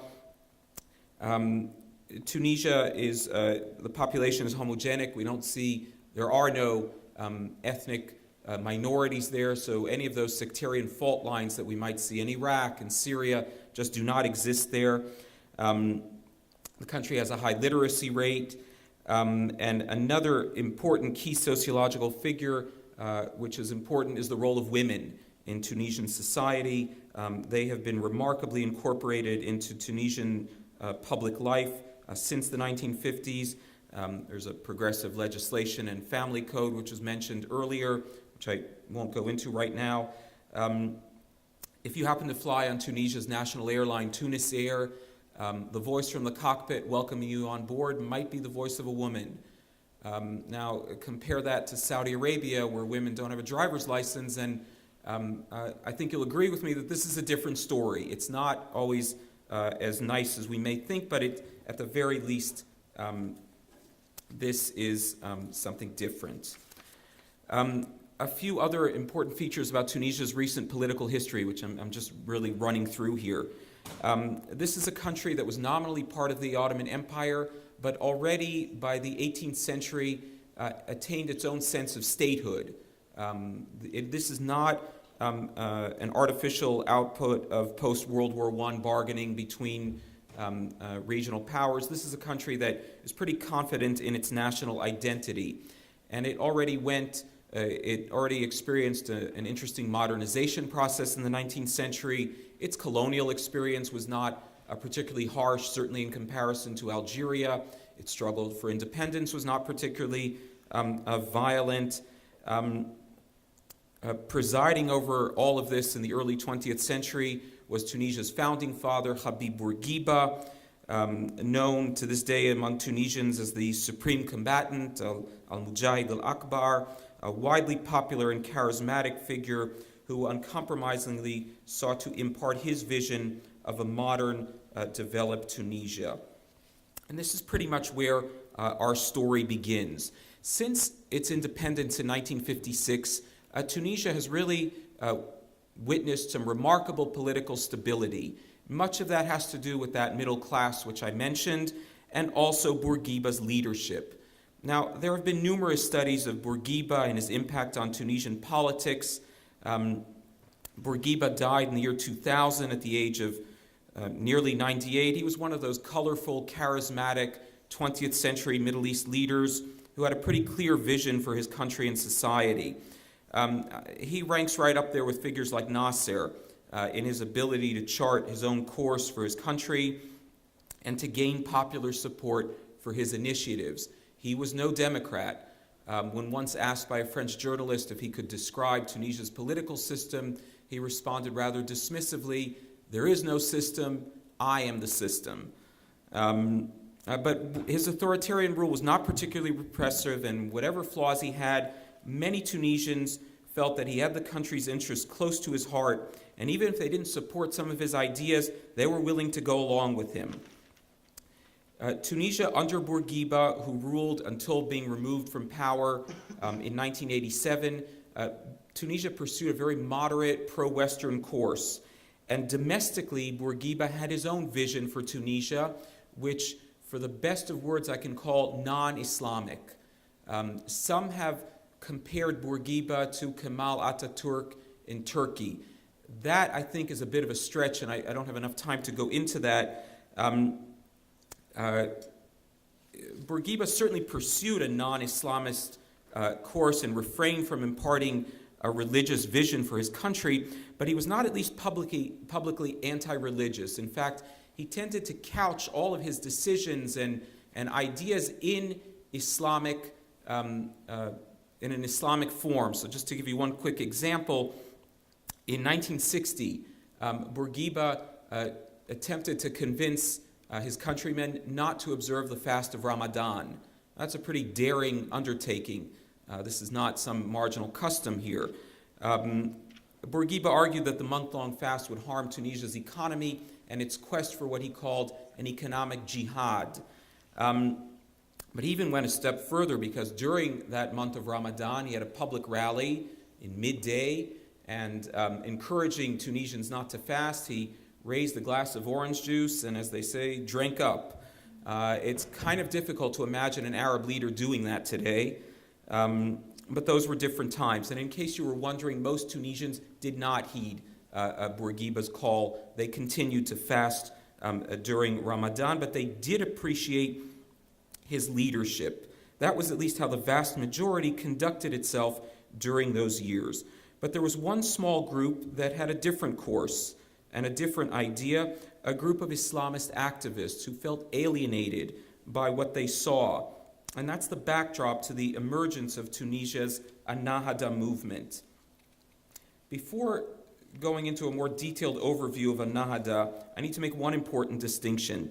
This movement is not and was not part of the Egyptian Muslim Brotherhood. They were inspired by it, perhaps influenced by it, but with all my appreciation for comparative studies, I want to give Ennahda its own credit right now. So we're going to try to look at this as a separate group here and different. I almost want you to forget everything that we just heard about the Muslim Brotherhood and focus on Ennahda. There are several stages which I can outline in this movement's emergence.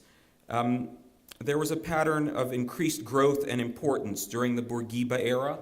Then there was a short-lived honeymoon when Bourguiba was overthrown and Zayn al-Abidin Ben Ali took over in 1987. That ended with a shift towards heavy repression and exile, which lasted throughout the Ben Ali era. And the final, more recent stage is what I would call revival. A somewhat different movement has emerged, different from what we were familiar with in the 1980s. Ennahda's historical formation and political evolution can be linked to a lot of those socioeconomic convulsions that Tunisia experienced during the Bourguiba years. This was a roller coaster ride, and if you're familiar with Egypt under the Nasser era, it was a similar experience for Tunisians. Rapid change, a lot of social transformations, which left some people feeling dislocated. Tunisia invested heavily in a tourism industry during that era, leaving some Tunisians, like I'm going to quote and introduce you to Ennahda's leader, Rachid al-Ranouchi. He's been mentioned here already today. Rachid al-Ranouchi noted that during that era, he felt, as he put it, like strangers in our own country. This wasn't the kind of Tunisia that they were familiar with. So Ranouchi and others began talking about these themes and gained popularity in the 1970s. They began to offer an alternative vision for Tunisia. And they gained traction amongst Tunisians, partially due to some of the economic and social dislocation that many felt. They also, at this stage, tried to generate Islamic consciousness amongst followers. They wanted to restructure Tunisian public life in many ways. Next stage, which by most accounts gave the movement a push, was the impact of the Iranian Revolution. This is not new, and we've seen this in other cases as well. The earlier incarnation of Ennahda was known as the Islamic Tendance Movement, the Mouvement de la Tendance Islamique, which is also an interesting commentary on the Francophone impact on Tunisian public life when you have an Islamic group that's better known by its French name than its Arabic one. But that's unique. That's a common in the Maghreb, and I don't really have time to elaborate on that.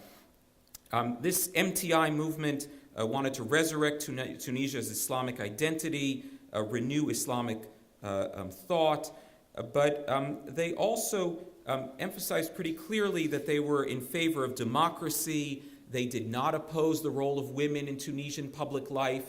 They had certain caveats about it, but they, in many ways, did not veer that dramatically away from some of these tenets that Bourguiba sought to impart. But by the late 1980s, the Tunisian regime began to recognize this movement as a threat. Its leaders were arrested, put on trial. In August 1987, many of them, including Ranouchi, were sentenced to either death or long imprisonment. In fact, the tension surrounding the Islamic movement is very much what probably led more than anything to Bourguiba's downfall. Initially, after Ben Ali took over in a bloodless coup that was referred to as the change in Tunisia, Ben Ali sought to reach out to the Islamists and somewhat tone down their opposition stance. And he did so by, for example, broadcasting prayers on public television in Tunisia. But pretty quickly, for whatever reasons, which I'm hoping to try and figure out soon, Ben Ali began to view Ennahda as a serious threat, denied its request for legal recognition, was alarmed by their rise to power. Ennahda representatives were allowed to participate in 1989 parliamentary elections, and they did quite well. So the party was outlawed. Ranouchi was forced into exile. He was in Britain, and the movement experienced a very long period of repression. And whenever there was foreign criticism of that repression, Ben Ali, this might sound familiar to Mubarak, Ben Ali would always point to next door Algeria. He would do this to his fellow citizens as well and say, well, they tried openness, and this was in the 1990s, if you recall what was going on in Algeria then. It didn't look like a very appealing place to be, and Ben Ali said, well, we have stability, we have prosperity, better stick with me. But as the Tunisian economy took a turn for the worst in the early 2000s, and people grew increasingly impatient with Ben Ali, that opposition began to pick up again. I must say, though, that Ennahda was really not part of the Tunisian public scene for about 25 years. Its leaders were in exile. Whatever activists were there were imprisoned. And I think it's pretty safe to say that Ennahda, like other political movements, was completely surprised by the Tunisian revolution of early 2011. They were not part of it. They didn't really participate in it. But what was interesting is how quickly and very cleverly they managed to make their way back to Tunisia. Shortly after Ben Ali fled Tunisia, Ranouchi announced that he intended to return as soon as possible.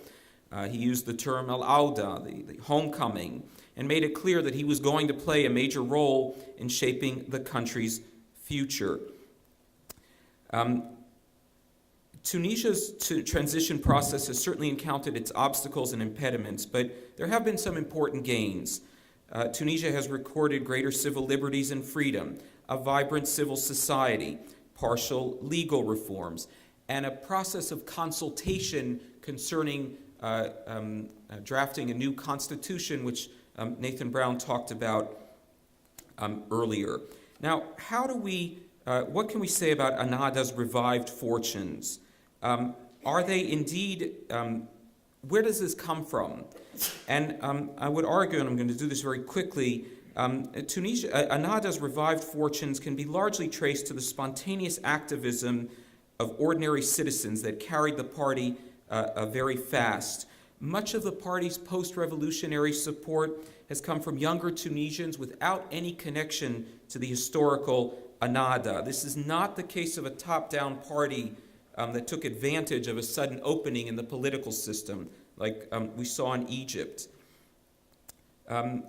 Other explanations have sought to explain the party's success, and some of these explanations are contingent upon the immediate circumstances of the post-revolution reality, and I think fail to consider some long-term social changes that have occurred in Tunisia.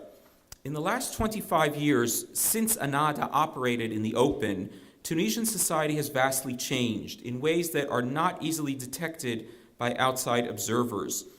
We've witnessed a pro-market middle class very much at ease with Western modernity that has emerged.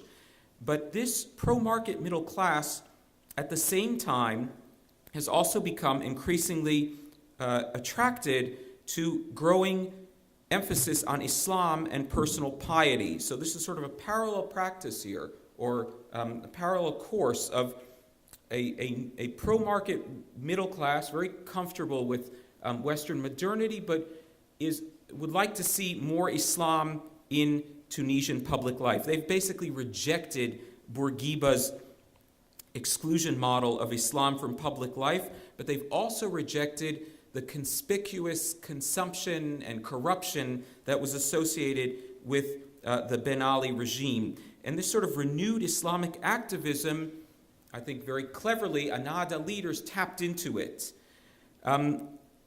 As Ennahda regained its footing in a changed political landscape, Ranouchi and others have managed to reposition themselves and broaden their appeal to Tunisian voters. They were careful not to overstep and threaten well-established tenets of Tunisian public life, as I've said. Overall, when questioned about the role Islam should play in government, they argue that Islam should inform policymaking, not dictate it. And to skeptical European foreigners, Ranouchi and others have compared themselves to the old European Christian Democrats, or perhaps to Turkey's AKP run by Erdogan. Now, Ennahda did very well in the 2011 elections, but did not obtain a full majority and has managed, or forced to, build an interesting coalition with secular parties. And that coalition still holds. It's not an easy process, but can't really imagine the Muslim Brotherhood in Egypt doing that, but we can maybe talk about that later. So finally, where do things stand at the moment, and where do they leave Ennahda? Many critics argue that this sort of optimistic portrait of Tunisia's transition sidesteps many challenges. They were mentioned earlier. We have a deteriorating security situation, an economy in tatters, high unemployment and unanswered social demands overshadow any gains, and I'm not in any way minimizing these problems. They are of great concern. Patience is clearly wearing thin, and nearly all circles in Tunisia express their frustration and pinpoint most of it towards Ennahda. Some of their opponents also criticize what they perceive as Ennahda's forgiving position towards Salafi extremists, and this only confirms their belief that whatever moderation comes out of Ennahda, this is nothing but a trick to deceive the Tunisian public and the international community. I want to conclude with maybe one idea here, which I'm really cutting short here for the lack of time, but one idea which might help explain where Ennahda and Tunisia might be going with all this. There are others who argue that this is really a genuine reformist Islamist party and point to the fact that they have this coalition with liberal secular parties, and that this might be it. This might be that Islamist moderate party that many are looking for. But in reality, the party might not be an Islamist party in the classic Muslim Brotherhood tradition with an overarching commitment to establishing an Islamic state. The Islamic project, as it's understood by Ennahda activists, and this comes out in various interviews and comments that they've made, this Islamic project may indeed be, many of them still believe that they remain Islamists in their final goal. But what might have changed, and I'm saying this cautiously, is that the political realities of post-revolutionary Tunisia have altered what we might call the Islamic project. For some, this still indeed involves the creation of an Islamic state. But for others, the Islamic state, the concept of that, has evolved into a civil state where Islam can occupy and influence social space. Now, I'm aware of the ambiguity here, and that certainly that comes up. But this ambiguity may not be an instrumental device aimed at fooling the public, but rather a reflection of internal fissures inside Ennahda about its direction. And I think the party and the movement remains therefore in transition, just like the country. And I think that's what we should be focusing on. Ennahda might be in transition. We, on the other hand, are reaching the end of our session. As we conclude this rather breathtaking visit to Tunisia today, I would suggest keeping a close eye on that Islamicized middle class. That group may ultimately fashion Tunisia's future more than any other Ennahda leader. Thank you for your attention.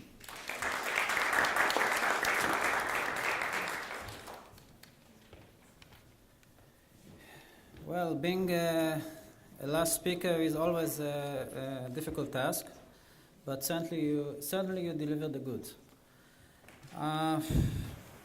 Since most of us are exhausted after a long day, we might take one or two brief questions or comments, if there are any.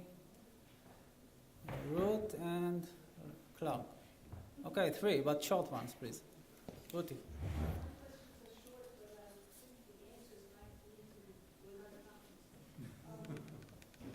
Not today. Not today. And you will be the chairperson.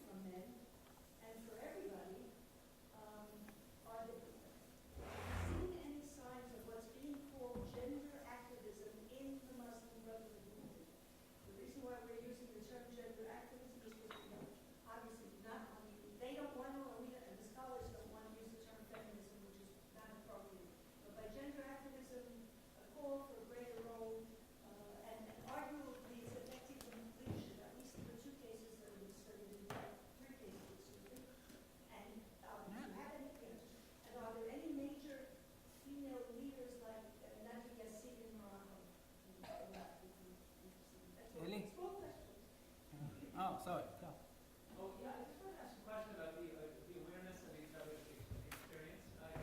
Some talk about moving towards regionalization of priorities within different branches of the Muslim Brotherhood. To what extent are they watching each other's experience in different countries and learning anything from it? And secondarily, to what extent are the publics in different countries understanding their own experience with powerful Islamist parties, particularly the Muslim Brotherhood, and pressuring the brothers to act more like brothers in other countries or in other countries?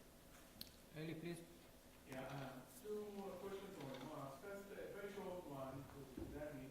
You were talking about the path-breaking role of Tunisia in this revolution.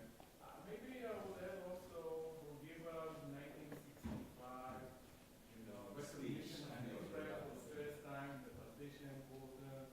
So he also opened the way for the recognition of Israel. And to Eric, wanted to say or to ask the following. You said that you don't see much chance of moderation or accepting democracy by the Muslim Brotherhood. And this is, of course, a fair judgment. I mean, it is possible that you're right. Now, but I think that in order to say that or to prove it, yes or no, we need to analyze first the declarations of the Muslim Brotherhood leaders, and secondly, their behavior. So how do they act in reality? And I think that if you take into account both, you might find some signs of moderation. First of all, there are disagreements within the organization, and mostly on one hand, and Mohammed Badid, Moshe Arab on the other. And I don't think them, in the same boat. Because if, for example, and here I come to the question of behavior, vis-a-vis Israel, mostly, since he became president, has not spoken against Israel whatsoever, while Badid, remains very extreme against Israel. So it means that at least a certain segments, personalities in the Muslim Brotherhood, they begin to understand the language of politics, and they will have to moderate themselves. And also, then came the question of the whole issue of Dawla al-Madaniya, the civil state, and some of them did support the notion. So maybe these are not the first sign of some changes in ideology and behavior among the Muslim Brotherhood. Thank you. All right, let me just quickly pinpoint. The Salafis are a huge problem for Nahda. Depends, of course, who you ask in the movement, but they're deeply troubled. They don't quite know what to do about them. Critics of Nahda say, see, this is all just a front, and they're all together, they're all the same. I don't think that's necessarily true, but it's certainly something that they're part of the transition, which I talked about, I think is in there. Women, not only are they active in Nahda, but they've already been studied. There's a recent book by Doris Gray, who interviewed many of these Nahda women. Many of them took a different role while their husbands were in jail during the Ben Ali era. They were out there. They're trying to find and figure out where they fit in. So that's a whole new twist on them. The other movements, and are they looking at other movements? Yes, but cautiously, and I'm not really sure Nahda really wants to be lumped together with the Muslim Brotherhood. They really sort of want to, I think they feel more comfortable with the comparison to Erdogan, whatever that means. For now. And the Bourguiba 1965 speech is absolutely part of Bourguiba's legacy. For those who are familiar, he, on a visit to Jericho, spoke about the need to make peace with Israel and recognize Israel. The flip side of that is that in the recent efforts to draft a constitution, there has been an effort to include an article in the Constitution against relations with Israel in any way. And I say, fortunately, that's not going to be in the Constitution. But there's a legacy, and there's a sort of maybe countering that legacy or anti-Israel calls. on the Salafis. The Salafis, and I had a slide on this that I couldn't deliver because I was going way over. Salafis are actually a really fascinating counterpoint to the Brotherhood in that, look at the structures. The Brotherhood is this top-down, structured, pyramidal organization. The Salafis are actually entirely decentralized. Salafism is not an organization, it's a way of thinking. You become a Salafist not through a 5-8-year process, but by declaring yourself a Mu'tazim, someone who's committed to living according to the life of the Prophet Muhammad. It's a personal decision, and then you can join or not join any number of organizations. That decentralization is actually a very, very powerful thing when all Salafists can come together in elections, because it means that you have many people in Egypt who consider themselves Salafists, certainly more than you have Muslim brothers, and if they have one party to vote for, that party will do very well. In the next election, it's not clear to me that we'll have that, so I'm not sure whether that will increase the Salafist vote, maybe there'll be more diversity in the Salafist offerings, or will hurt it because you'll have Salafists challenging each other. The other point is, in terms of the long-term prospects of the Brotherhood, I think Salafism will be at an advantage because in this more open environment, people now have a choice. They can join Muslim Brotherhood, 5-8-year rigid process, top-down organization, or become a Salafist like tomorrow. It's very similar to a Ruth conversion, right? Just declare yourself in. That may be more attractive to young Islamists moving forward. I think that that's the nature of the Brotherhood Salafist challenge in Egypt. Not just an ideological struggle, it's essentially an organizational struggle and a different approach to political administration. I want to talk about, so on the women issue, there is a Muslim sisterhood, the Akhawat. Now, many of the Akhawat seem to come from Muslim Brotherhood families. So if you're from a Muslim Brotherhood family and you're a boy, you're part of the Ashbal, which means cubs. Girls are part of Zuhara, or Zahra, roses. And you're raised through the organization. You frequently marry Muslim brothers. There are recruitment mechanisms, similarly through mosques and through universities. It's estimated that the females are equal to the men, but in the leadership structure, they have no position. Whether that will change, I don't know.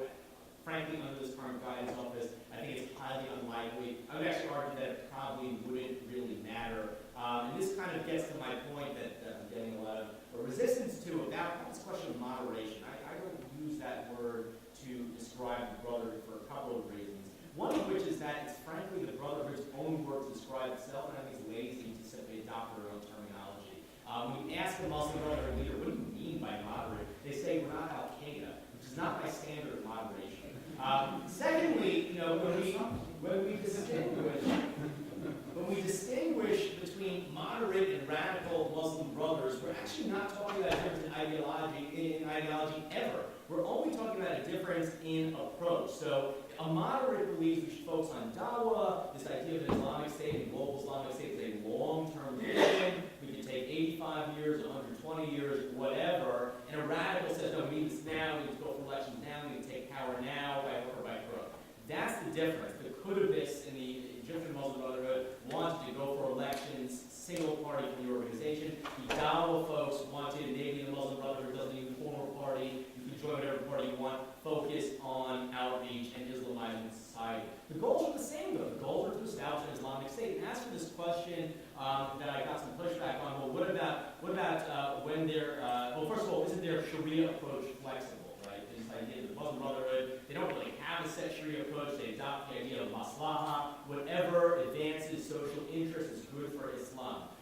But, if anything that advances the social interest is good for Islam and is Islamic, essentially what is Islamic is what you define as in the social interest. That is a principle that gives the Brotherhood a tremendous level of leeway to define whatever it does as Islamic. And that's why very little of my talk actually focused on their ideology. I looked at their kind of goals and their strategy of organization. Not their ideologies. I don't really take their ideology very seriously. Their ideology is very ill-defined. The Brotherhood's priority has been on establishing a vanguard and deferring ideological questions, at least in Egypt, as a way of maintaining organizational unity. When they're forced to deal with these ideological questions, that's when you have internal debates. But those debates are typically resolved by the strength of their organization and the commitment that they took to follow whatever is decided by Shura. One other point I want to make about this, the Brotherhood and democracy. Many people look at the Brotherhood and say, look, they support a civil state. That's one of the questions I got, right?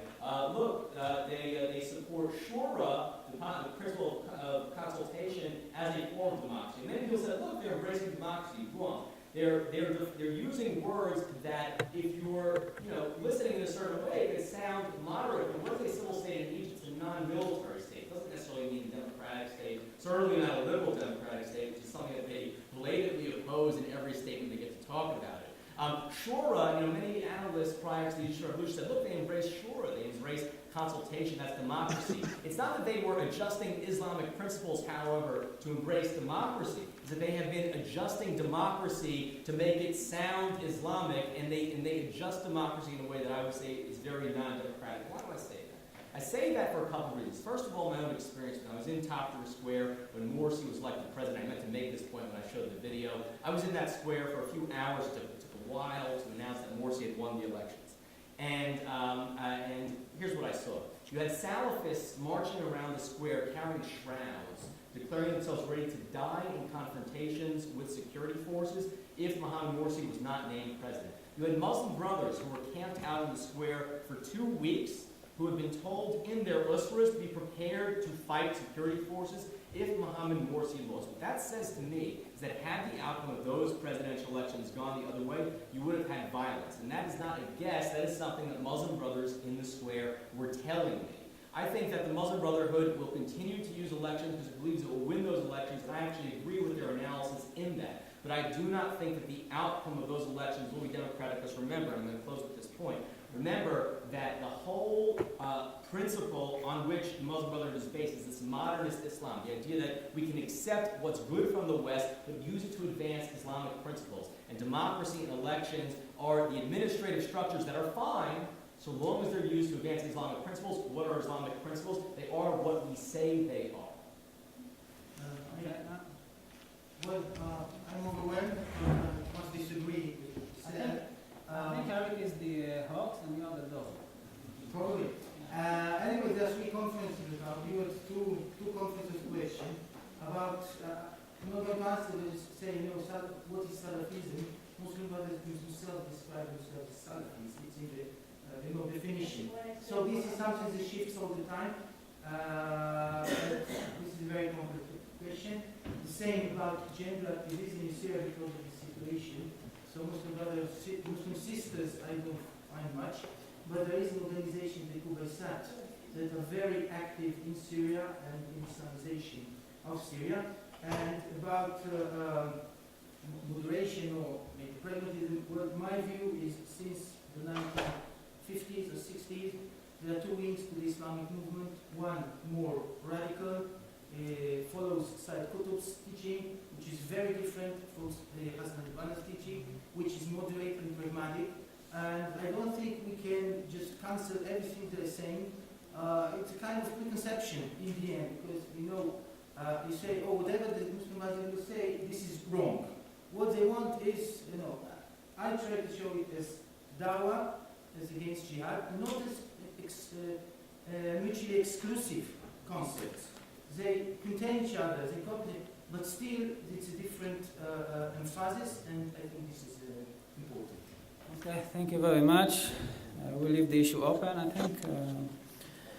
I was empowered to close the entire conference, and with your permission, I would like to thank 3 key figures in facilitating and supervising this conference, Professor Elalander Tesseron, Professor Ron Shaham, and Mr. Yogev Elbaz. Thank you very much. And